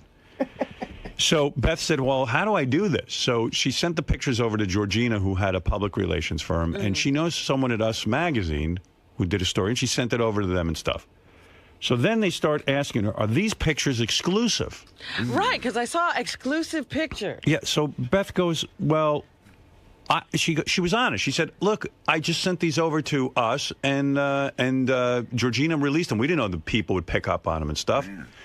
So the woman on us goes, "I heard these are in People," and Beth goes, "Look, I'm not looking for any money. What do you want I'm from not me? like, well, I don't know what to tell you. We don't even care. If you don't want to use them, don't use them." We felt they were nice pictures. You keep asking us for pictures. Here's the pictures. We're not in charge of whether they're exclusive or not, nor are we representing these. All of a sudden, I'm involved in these intense discussions. I said, listen, cut off all discussions. Yeah, you didn't even want to do this kind of thing, and now you're doing it anyway, and for no money. Yeah, I said, don't. I'm not looking for a dime. I got married. Here's a picture. Here's a picture. You asked for a picture. Here it is. Yeah. You were begging for a picture. Now you're yelling and screaming at it. Yeah. So, anyway, ceremony starts. We walk in. And I got to admit, I was like nervous beforehand. More nervous that people wouldn't have a good time. I don't know why that matters so fucking much to me. I was having a good time. You did everything you could to make it a wonderful occasion. So I guess you do. I mean, I've given those things, and you do. You worry about every little thing going right and people just enjoying themselves and being comfortable. Right. So I walk in. And everybody's there. And Beth's idea was, we'll walk into the restaurant. She goes, and let's just walk straight right up. Like people having cocktails and eating hors d'oeuvres. We'll walk straight up and get married right in front of them. They won't even know. That was, I thought, the coolest thing ever. Yeah, Beth says, just do it that way. That way no one has to interrupt their party. It's entertaining for them, and then we we're were out. in a cocktail hour. We were at the wedding. Right. So I thought that was cool. That was a good format for other people to take note of. Yeah, enough with sitting down. And now we got to move to another place, another place, and another place. Yeah, we walked in, boom, right up to stage. Natalie started singing When I See Beth Smiling. And then, bam, we hit the, whatever that thing was, a little stage area. Right, the huppah. People were calling it a huppah, but it was not a... Mark Consuelos was more of a padre than a rabbi. Right. Well, yeah, he was a reverend. He was a reverend. And this guy took it so seriously. I mean, I can't thank this guy enough. He put thought into it, and he went out and got a license, and he found out all the rules, who has to sign, the marriage certificate, blah, blah, blah. He had Kelly carrying around the license. Yeah. Kelly was hunting people down to sign the license, you know. Right, it was so funny. Yeah, it was great. And that's a great couple. They were really just nice people. So they did that. So then Mark starts the thing. Natalie has sung already, and Mark starts his thing. And he got right to it. He introduces Jimmy Kimmel, who we were told was going to make a serious poem. That was Jimmy's idea. Jimmy goes, I'm going up and doing a serious, sappy love poem. Right, like somebody else wrote. Yeah, which I thought would have been hysterical. So Jimmy gets up there, and he starts to do this serious poem, and I realized, like a line or two in, I said, he shouldn't have gone serious, because you know what, it's not that funny. But then all of a sudden, he wisely went to funny. Right. Here, he did. He called an audible there. I thought he did that on purpose. No, he did it on purpose. But I thought he was going to go all serious. Right. Do you want to hear what he said? Sure, I heard it, but it was so funny. I think others should. I won't do it as good as he did it, because imagine in front of all those people, he gets up and he goes, "Love is patient. Love is kind. It does not envy. It does not boast. Love is not proud. It is not self-seeking." So here I'm going, uh-oh, we're going to be in fucking trouble, because it is kind of funny to have Jimmy just be serious, right. but Why it's not is Jimmy that funny. speaking if this is what he's going to say? Love waits quietly while he plays chess online against 8-year-olds. Love is saving a bunny in the park and a filthy seagull on the beach. Love is going to bed with him every night before the 6 o'clock news. Love is sitting through a whole Tyra Banks show just to see her. Love is dancing with homosexuals while he plays beer pong with Ivanka Trump. Love is letting his gay friend vomit all over the guest room. Love is having every detail of your sex life available to anyone who can afford to pay $12.99 a month. Love is going to Pittsburgh to see your family and not making him come with you when you know full well he's at home masturbating. Love is watching horrible shows like The Bachelor, even though they might be a bit too girly for your taste. Love is never asking why an adult man with grown children carries baby wipes wherever he goes. But most of all, love is when the engagement chicken actually works. This is the word of the Lord. Thanks be to God. And I thought that was the greatest. He got up. It was great. It was so well received by the crowd, too, because everybody did think, uh-oh. Uh-huh. And then he came out with that first line, and everybody relaxed and got into it. Then Mark Consuelo said, okay, Howard and Beth have written vows. And then, we gave the vows. And I'm starting to read my vows, and I get to the serious stuff. And Beth starts crying. And I got to tell you something. Beth's cried like maybe 2 or 3 times in our entire relationship. Really? She seems like a crier. No. Yeah. She's not. She's always been very happy. Yeah, she Well, I doesn't- mean, you cry for happy stuff, too, though. Yeah, maybe she looked at me real hard at up there and said, what the fuck am I doing? I'm actually marrying him? Yeah. No, she was so touched. So you think they were sad tears? Sad tears, like, I could have done better. The reality finally hit her. Well, I thought one of the best lines was someone in the crowd. We were getting ready to do this wedding, and I go. Someone yelled out, "Hey, look at Beth, not Mark Consuelo's." Right. Yeah. So I said, when you were saying something, the I do's. Yeah. So I said, "Oh my God, I was trying to get my bearings," and I go, "Oh man, here I am marrying Beth, and I'm staring at Mark Consuelo's," and Beth goes, "So am I." Yeah. So I thought that was pretty good. Well, because he had to stand on a platform, too, to marry you. Yeah, well, we're so goddamn tall. That was hilarious. You Well, know. he even announced that. He said, yes, I'm so happy to be on this riser in front of you. He took it so seriously, and so did Kelly Ripa, and they wouldn't even say anything about it ahead of time. In fact, she told me that he didn't tell her what he was going to do. He didn't even tell her what he had handed her. Right. He said, just hold this envelope. So anyway... Yeah, they're a very sweet couple, those two. Yeah, Very nice. They got a good marriage. Yeah. I think, it looks good to me. Well, it seems that way. Yeah, they seem very happy. She's fucking hot, too, isn't she? Oh, yeah. Yeah. She's a piece of ass. Well, Yeah. he's no slouch. Yeah, those two... It's a pretty couple. Unlike me and Beth, those two look like they should be together. Their kids look probably good-looking kids. Yeah. Handsome, pretty, whatever. Yeah, I saw their kids. They're actually good-looking kids. Yeah. Like two good-looking people who get married and then have good-looking kids. Right. Yeah. They're in that category. Yeah. The whole beautiful family. See, the whole fucking family is too beautiful for words. Like, they deserve to be alive. That's right. It's a family that likes to take pictures of itself. Hitler's dream couple, even though he's Mexican. You know what I mean? He'd accept him. He'd accept him. Yeah. He would have been part of the Aryan race. So anyway, so then we do the vows. Beth has the reaction to my vows like I wanted. Thank God, I was like, wow. Yeah, you really thought that through, I think. I did. I spent a lot of time on it, actually. Well, Then it's something you should spend time on. It really was very, very nice. I spent like an hour on that. Really, an hour, a good hour. An hour of when my you're time. inspired, an hour's all it takes. Well, Beth kept saying, you got to write your vows. You got to write your vows. And I was like, yeah, I do want to do that, but what do you say? And I had to really think about it. Anyway. Brian Phelan, you mentioned him. I made a little speech. Right. Well, he was so funny because he was sitting way in the back. And I was like, Brian, you got to mention. He said, and I'm still sitting back here. Right.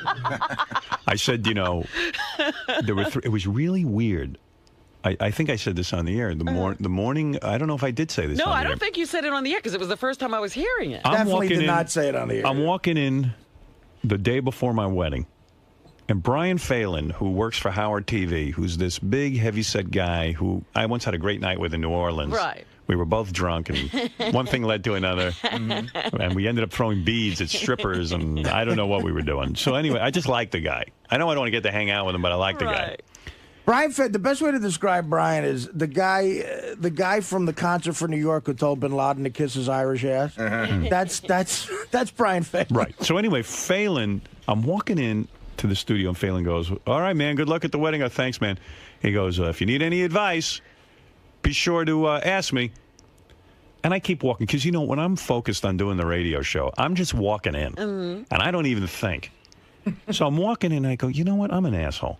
This fucking guy, I got to think about what he just said. He said to me, if I need any advice, I should ask him. He obviously wants to tell me He has something. something to say.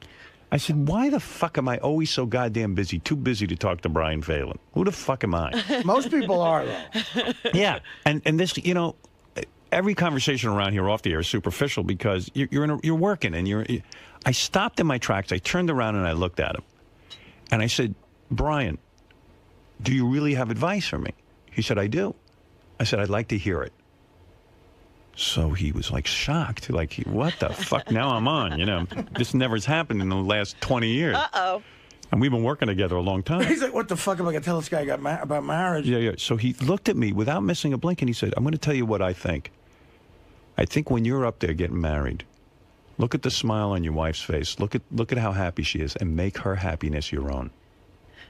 I said, what the I got goosebumps. I was like, the fuck, this fat fuck. He knows something. This fat drunken fuck knows something. He clearly had been to a Chinese restaurant and got a fortune cookie. I don't know. Come on, man. That was profound. That's profound. And I said to him, you know, profound. Brian. And you never expected to come from Brian. I said, Brian, I am so going to hold that inside of me because that makes a lot of sense to me. That makes a lot of goddamn sense. You're like a fucking Irish Yoda or some shit. The only problem is, what if, and you don't have this issue, but what if your bride isn't smiling? Oh, yeah. All right, then you better get off stage. So Make anyway. her anger and hatred your anger and hatred. So anyway, and then like he wasn't the only guy to give me advice. It was weird. Once I got into this advice mode, like all of a sudden advice was coming my way. Right. And the best thing I did for you was not tell you shit about it. Well, what Yeah, would right. you know? Come on. Well, that's what I mean. Who was the second person I mentioned? Pat Monahan. Pat Menachia? Menachia. I'm sorry. Right. No, I mentioned him during the vows. Okay, then who else did you mention about advice? I can't remember my own fucking speech, but I thought there was. it was Don Buchwald and someone else. Who was the second person? Anybody remember? No one listened to me. You mean Brian? No. Brian and Don and... It was one other person. Terry, you're driving. Terry. Okay, you got it. Yeah. So then I'm talking to my agent. I go, Don, you got any advice for me? Because now I'm thinking everyone's profound. And he goes, I do. I was like, wow, my agent has advice for me. And he goes, you know, when you're single, you're incomplete. And I'm thinking, wow, this is really heavy. And he goes, but when you're married, you're finished. So I was like, oh, man. That's one of the great lines. That wasn't good. Yeah. And then, Don's been to a few roasts. but He's a friar. Terry, the guy who drives me around, you know, because I'm too fucking famous to be driving myself That's around. right. How could you drive? If anyone saw me driving, it would be over. You'd cause accidents. This guy, Terry, he says to me, I get out of my shrink appointment. It's the day before my wedding. He goes, look, I got a full tank of gas. I could have you in Boca in 24 hours. Such optimistic people. Yeah. Terry McGregor. Who the fuck would go to Boca? I'd go somewhere else. Boca. But he That's goes to all Boca because Terry knows. he's a golfer. Oh, okay. Yeah, he's a Boca. Go down to Boca Raton, hit a couple of balls. We could have a great time. The first time I got married at my house with my family, right? He says to me, I got a boat. I can pull up. Oh, he's going to get you out of there one way or the other. He's got all kinds of escape That's his whole wedding methods. thing. Yeah.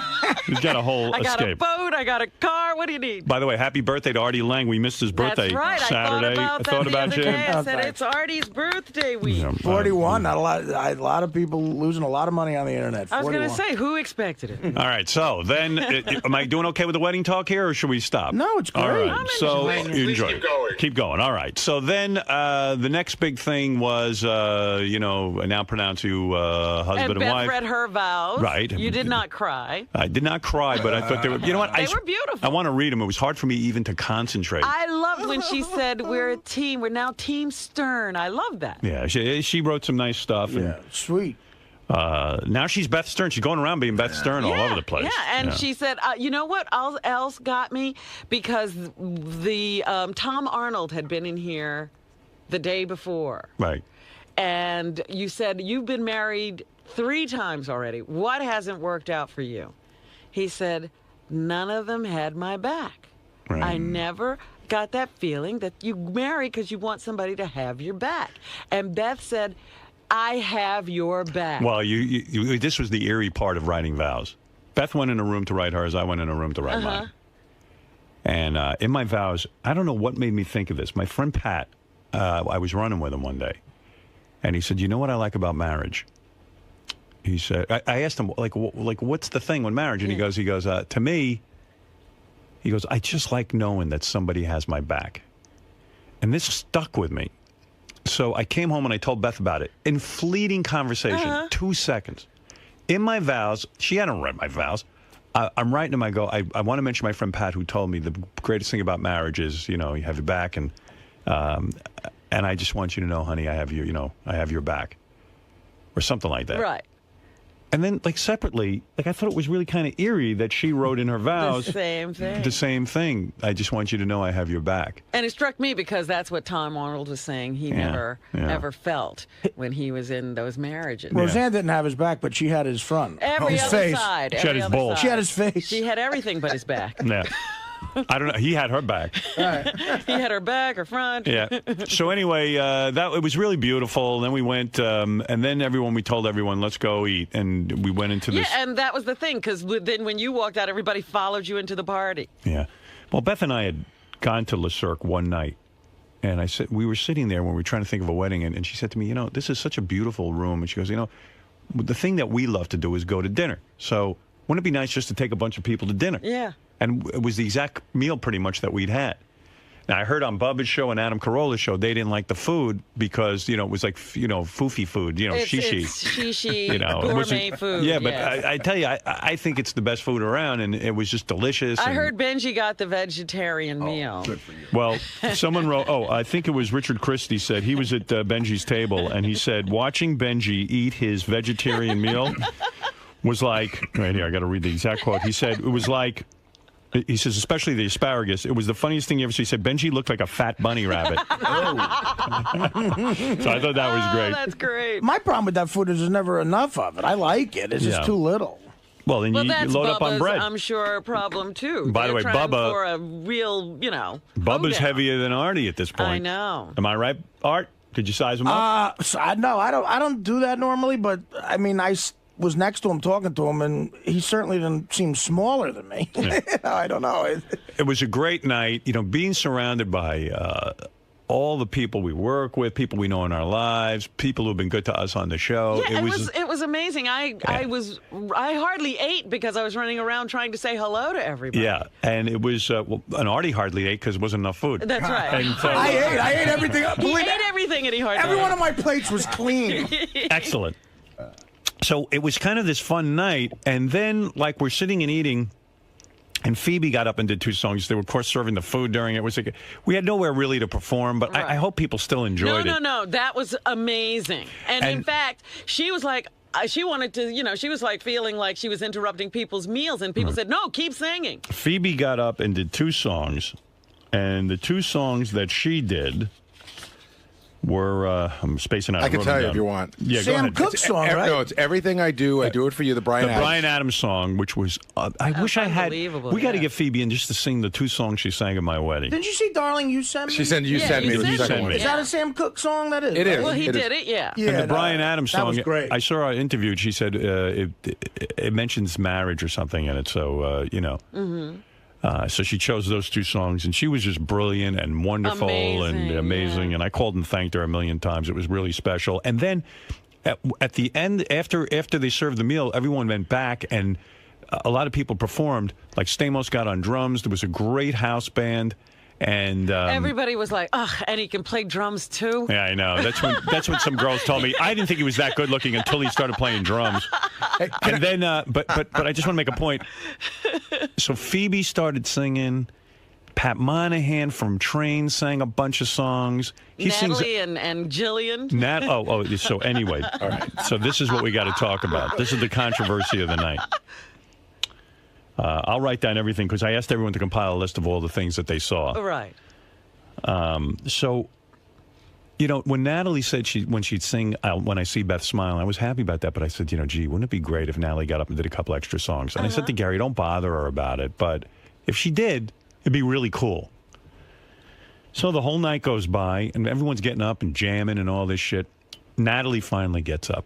She finally gets up. And in fact, all summer long, we were going to call Natalie, and we'd hung out with Natalie a little bit over the summer. And I was going to say to her, gee, do you think you want to do some more songs? But I didn't dare ask. It would be really cool if she did Landslide, but I'm not going to say anything. Well, because it's not about that. You don't want to bug people and pressure them and all that shit. So all of a sudden, Natalie finally gets up. She's having trouble. She's tuning in a guitar, but she's getting ready to sing. Jillian Barbary who's. I like her, man. I love Jillian. I was sitting next to her during the wedding. Can I just make a quick? She must have been drunk or something. Can I make a quick observation? I love Jillian. I really do. I had a great time with her. She was the closest thing to having invited a whackpacker to the wedding. She was just such a she's super fan. Like she would go. I was like in the corner and I heard the shriek. Oh my God, JD! You know, like everybody she met was exciting to her. She was having a great time. Yes, she was. Husband's a nice guy. The whole Great thing. guy. I love Anyway, she goes to Natalie. I'm going to get up and sing. I guess they'd had a discussion, and Jillian said, "I'm going to get up and sing with you." Natalie came over at one point, and they got into a conversation, and they realized they were both huge fans, and they bonded over that. Right. But Artie, were you here for this No, moment? she. Okay, so you got to I would hear love this. to have heard Natalie Main sing "Landslide," well, but you gotta hear Jillian this. sang it with her. Hold it. Oh God. Jillian gets up with her. Oh God. They finally start singing "Landslide." Natalie barely is singing. Oh. Jillian's singing. Jillian is singing. And everyone's in shock. It was horrible.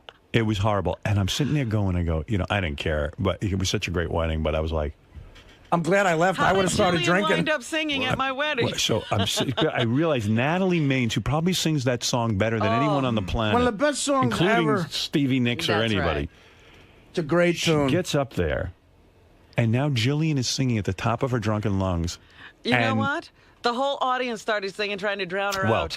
This starts happening, and I'm in shock, and I don't know what anyone else is thinking, but I'm thinking like Jillian's going to stop singing at some point and let. Or realize that she's singing with Natalie Maines, she should shut up. Right.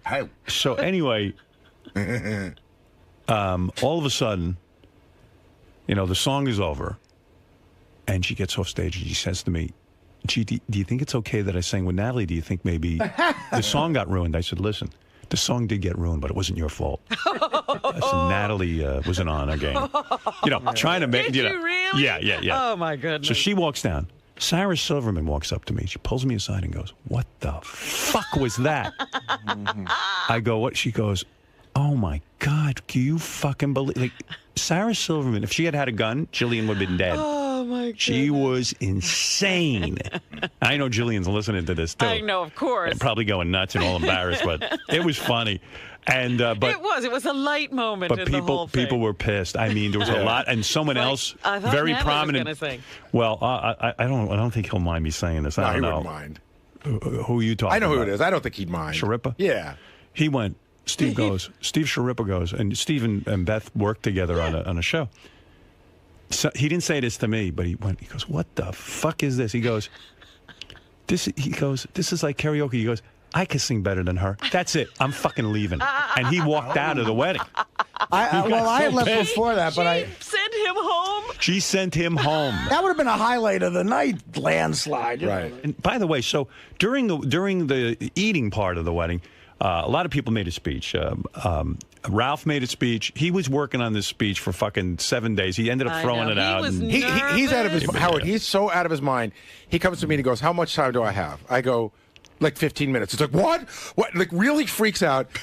He's got cards and they're scratching all over them. It's like, he was insane. I go, "Ralph, you've been working on this for months." You really ruined his night. But I mean, by why? giving him an assignment. But the guy's had months and months, and he's like, "How much time do I have?" I go, "You've had 6 months to write these vows." Vows. Sorry. There's a Freudian. That's my wife. Anyway, so He should have walked you down the aisle and given you away. Artie made a great speech where he incorporated that he had dedicated his book to me, and I was really moved by that. He fucking killed me with that. And thanks, man. That was really beautiful. And no one ever dedicated a book to me like that. I mean, that was really very sweet. And great speech, funny. Artie has no he trouble. He roasted a few people. Yeah, people said Artie took it real seriously. They said even during our wedding, he was like busy jotting notes and writing shit down. He was looking at the room. You could tell. Yeah. I didn't know. Things in. I didn't know Billy Joel was definitely going to be there, and I had 2 jokes with him in it that I was going to. I said, "Fuck it, I'll just do them." But I couldn't. The setup of the room helped me because not being able to see him made it easier to do. Yes. But anyway, I was honored that you would let me make a speech, man, and that was very, very nice.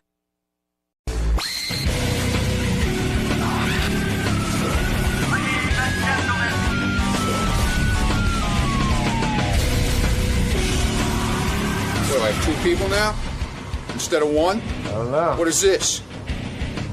What is this here now? What do I have this? Maybe they're not recording you. What is this? But why are you with me now? In our intro. I wanna see- You're never in our intro. What is this? Now I'm recording. you're cutting in on our intro now? No, too? I'm not. You're cutting in. What's going on here? I'm waiting for Flav. Who? Flav. Who's he? Old friend of the show, Flavor Flav. Yeah, man. Flavor Flav, what's up, bro? What's up, baby boy? How you doing, man? Like a coat in the closet, hanging in there, baby. Nice. How you doing? Good, man. Thanks. So what brings you back to the show? My boy Howard, man. Not only that, but my brand new movie we got coming out called Night Tales. Night Tales, nice, man. So you Yeah. excited to be back? Yeah, man. Yo, what's up? You nerd? It's been a while, man, right? Yeah, it's been a little minute, man, but it feels good to be back, man. And I can't wait to personally get face-to-face with my boy in there, because y'all know Howard's my man. All right, man. For years, Howard's been my man, and for years, Howard's going to always be my man. Y'all know what time it is. That's right. Flavor's here. And I got to tell you, I feel responsible for his career. I'll tell you why. Wow. We used to have Flavor on the show all the time. I remember. And this is back in the day after Public Enemy was successful, that Flavor was kind of down on his luck. No one was paying attention to him. In fact, he was scalping tickets in the Bronx to make a living, Flavor was. Had him on the show a couple of times. Of course, Mark Cronin heard him, invited him on Surreal World.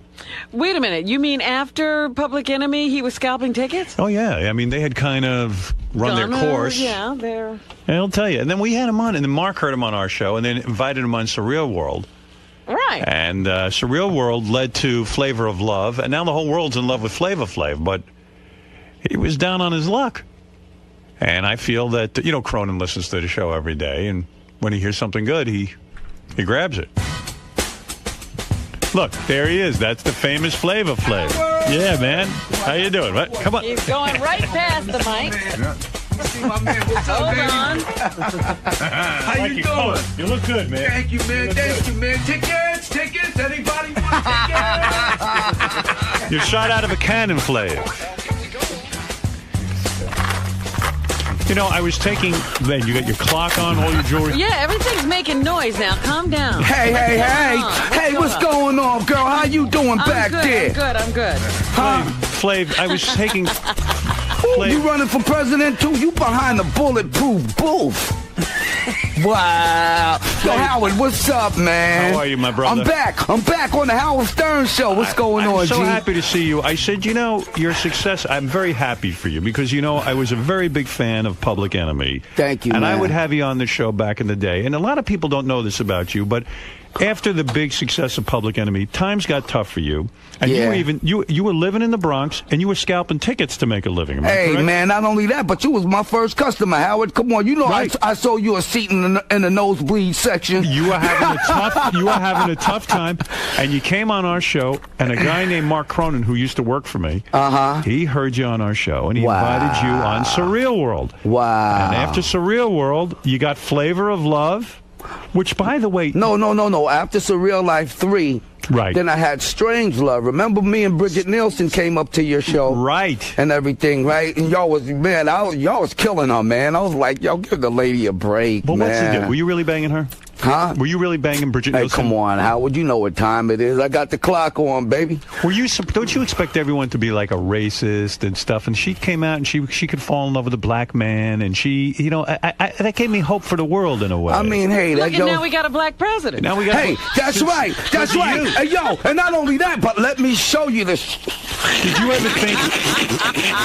Yo, that's hot. You like that? I like that. Did you ever think there'd be a black president in your lifetime? Honestly, I ain't think that it can ever happen, you know what I'm saying? Because of the way that the world is today, but I figured that one day times would change. Did you think a Jew would be a president before a black guy? Hey, man, well, it was a few Jewish guys that was president anyway, right? No, never. Oh, word? No. Oh, well, that's getting ready to happen, too.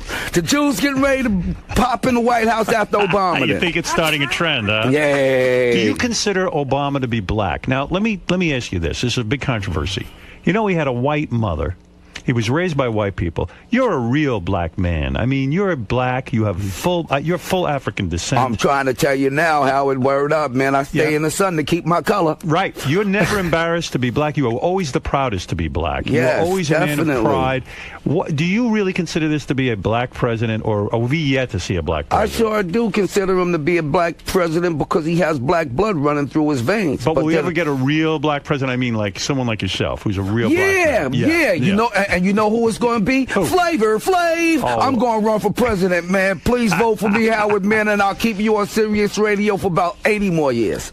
Describe to me about TV, for example, when you were with Bridget Nielsen. Get back to that. When you were on that show with Bridget Nielsen, who used to be married to Sylvester Stallone. Right. She was considered a great beauty in her day. And when you got her, okay, she let it go a little bit. You know, she wasn't the Bridget Nielsen when she was younger. Right. Was it tough banging her? You've had a lot of beautiful women. Well, see, let me say it like this, Howard. You know what I'm saying? You know, Bridget Nielsen, man, she's a great person, man. We had a great relationship. Was it a love? Was it real? Was it real? A great friendship relationship. You know what I'm saying? And yeah, it was real. It was in real. Other words, there was and the intercourse.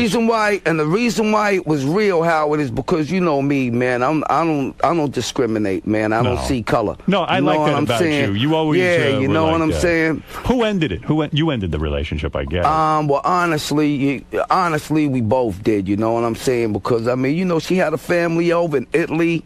You know what I'm saying? And then I got my family here in New York, you know. And how was the pussy, though? Was it good? Hey, well, see, let me say it like this, you know. Be honest, Flav. Huh? Hey, I'm gonna always be honest, and I'm gonna always be nice. Was it too big? Was it too big? I mean, hey, check this out. Honestly, you know, that area right there, man, I got to stay away from. And the reason why is because, you know, that ain't. That's not cool. You're a gentleman. Yeah, man. Yeah, Did you go down and I on her? love Bridget. Did you go man. down on her? I love Bridget, man. Did you go down on Bridget? I was already down on her. She's 6'2", man, and I'm 5'8". What you talking about? So you made a lot of people thought it was just for the cameras and all this. You know. I mean, well, it was for the cameras too. You know, we had to do our thing and make our money and survive, and feed our families and everything. But yeah, it was real though. So when you were doing this show with Bridget Nielsen stuff, VH1 is infamously cheap. They don't pay a lot of money for their shows. You have like whatever show you're in, whatever reality show you're in, it's #1 on the network schedule. Thanks, and that's man. the truth. Did they really give you the money, though? Did you see the money?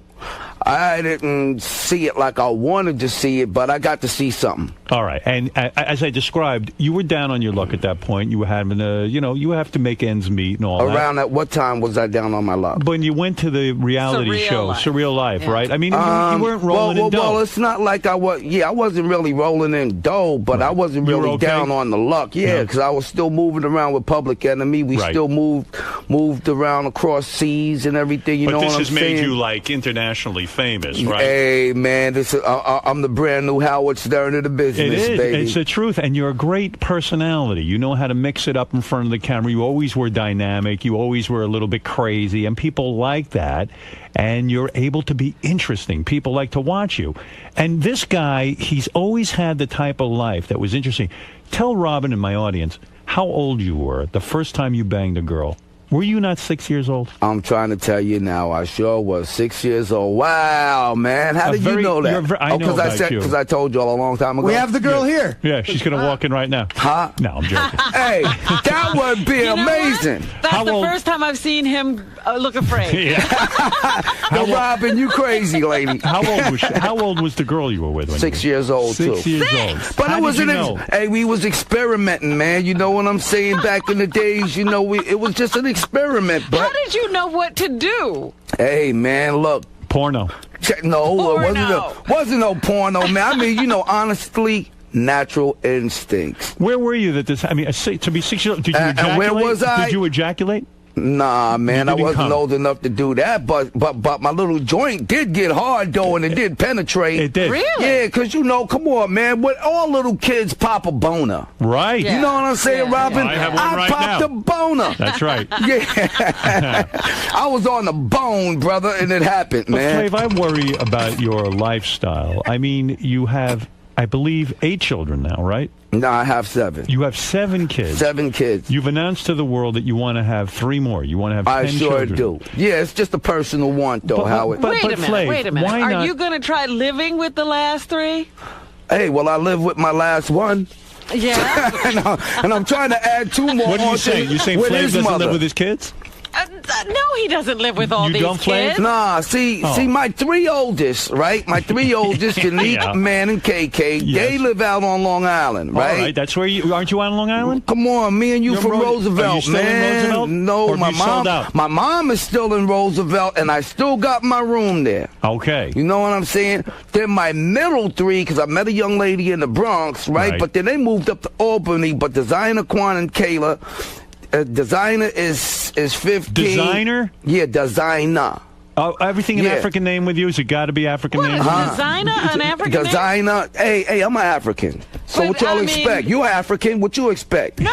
Come I'm on. just like, Designer? I've never heard of Designer. How's that an African name? Designer You is from made that Easy. up. Yay. I The love last- you too, Robin. When I was a kid, I knew a girl named Designer. She used to ride around on a zebra. That's how African she is. I'm not kidding. You mean But Designer? yeah, but let me finish. Howard, Go ahead. It's a lot to cover. You asked me, right? So let me tell you. So Designer, she's 15, Quan is 13, and my daughter Kayla is 11. Go ahead. And then my last one, his name is Karma, Karma. He's and Karma is real. And he lives with you. Yes, he lives with me in Las Vegas, and I got him here in New York. You know what I'm saying? They're at the hotel right now. Are you know a what I good mean? dad? You advise these children. You're able to. I've always been a good father, and I'm gonna always be a very good father. And I hope that there's a lot of other men in the world like me. But why 3 more, Flav? It's enough. Because already. it's a personal want, Howard. It's just a personal want. Any But of the kids wear clocks like you do, or are you the only one? just the last one, because he wears a takes clock? my clock and he puts it on and he runs around the house and dad, yo, for Flav, real. why the clock? Honestly, you've never really explained it. Because why? time is the most important element that we have in our life, and we can't afford to waste none of it, Howard. When did you Time realize this? and When did you realize The this? time when I first came on your show and we No. was killing each other. But why not wear a calendar? Why not wear a calendar? I've often thought about it. Why not wear a calendar? Because I'm representing time, not the days of the month. That's for women. Before Public Enemy, did you always walk around with a clock? A woman should wear Nah, a calendar. that's right.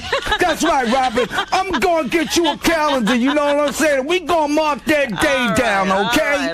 Flav, when did you start wearing the clock?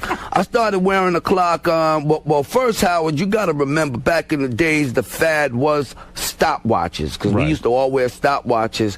But then, as a joke, son of Berserk, my boy T.A., you know, he took the stopwatch off, put this clock around my 'Cause neck. that's a kitchen clock. Hey, it's a shower clock. It's a shower clock. Yeah, Why the but wrong no time? battery. Yeah, why the wrong no time? battery in it. And the reason why is because, you know, I turned this into a statue. You know, statues don't move. And it's on 6 o'clock. Yeah, why And the 6? reason why it's on 6 o'clock, because 6 o'clock points straight up and down. And right now, I'm straight up and down with you, Howard. Thank you for having me in private parts. Do you always... Yeah, I love that. Yeah, boy. That's right. Your movie was my 5th movie ever in my life, G. Thank you, G. Did you... Yo, where's Fart Man at? Yo, is he still around? You don't want to see him. Huh? Yeah, you know he's disgusting. I know, man. I know. That was my boy, man. Flav was in my movie, and as I walk by, he smacks me in my fat cellulite. That's right, with the broom bristles, Have man. you ever seen an ass like that on a man? Hey, man, and I don't want to ever see it either. It was horrible, right? Word up, man. I had to. I wanted to cover my eyes, man, but I had to see what I was doing.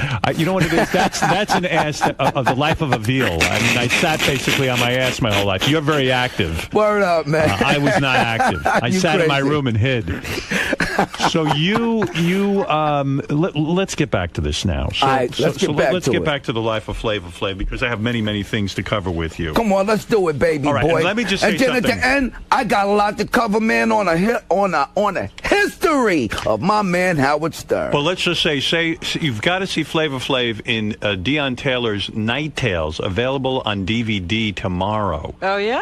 Yeah, that's man. why Flav is here. He didn't come in for his health. You understand that? So I'll get into the project last. We'll get into. I didn't come in here for my health. I came in here for my wealth.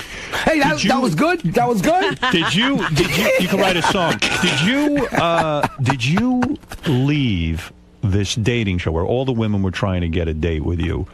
Did you leave because you actually had a real girlfriend, and the fact is she put pressure on you? She said, look, Flav, it's great that you got a hit television show, but if you love me, you're going to leave this TV show. Is that what happened? Honestly, to tell you the truth, no, that's not what happened. What really, really happened is, I realized, man, what I had at home. Right. You know what I'm saying? Which was the real love. You know what I'm saying? And, I'm like, yo, man, later for all of this experimenting, and checking this girl out, check all these different women, you know what I'm saying, and trying to get to know them when I already got one that I know. So this was your way of professing love for the woman that you live with and you want to have more kids with.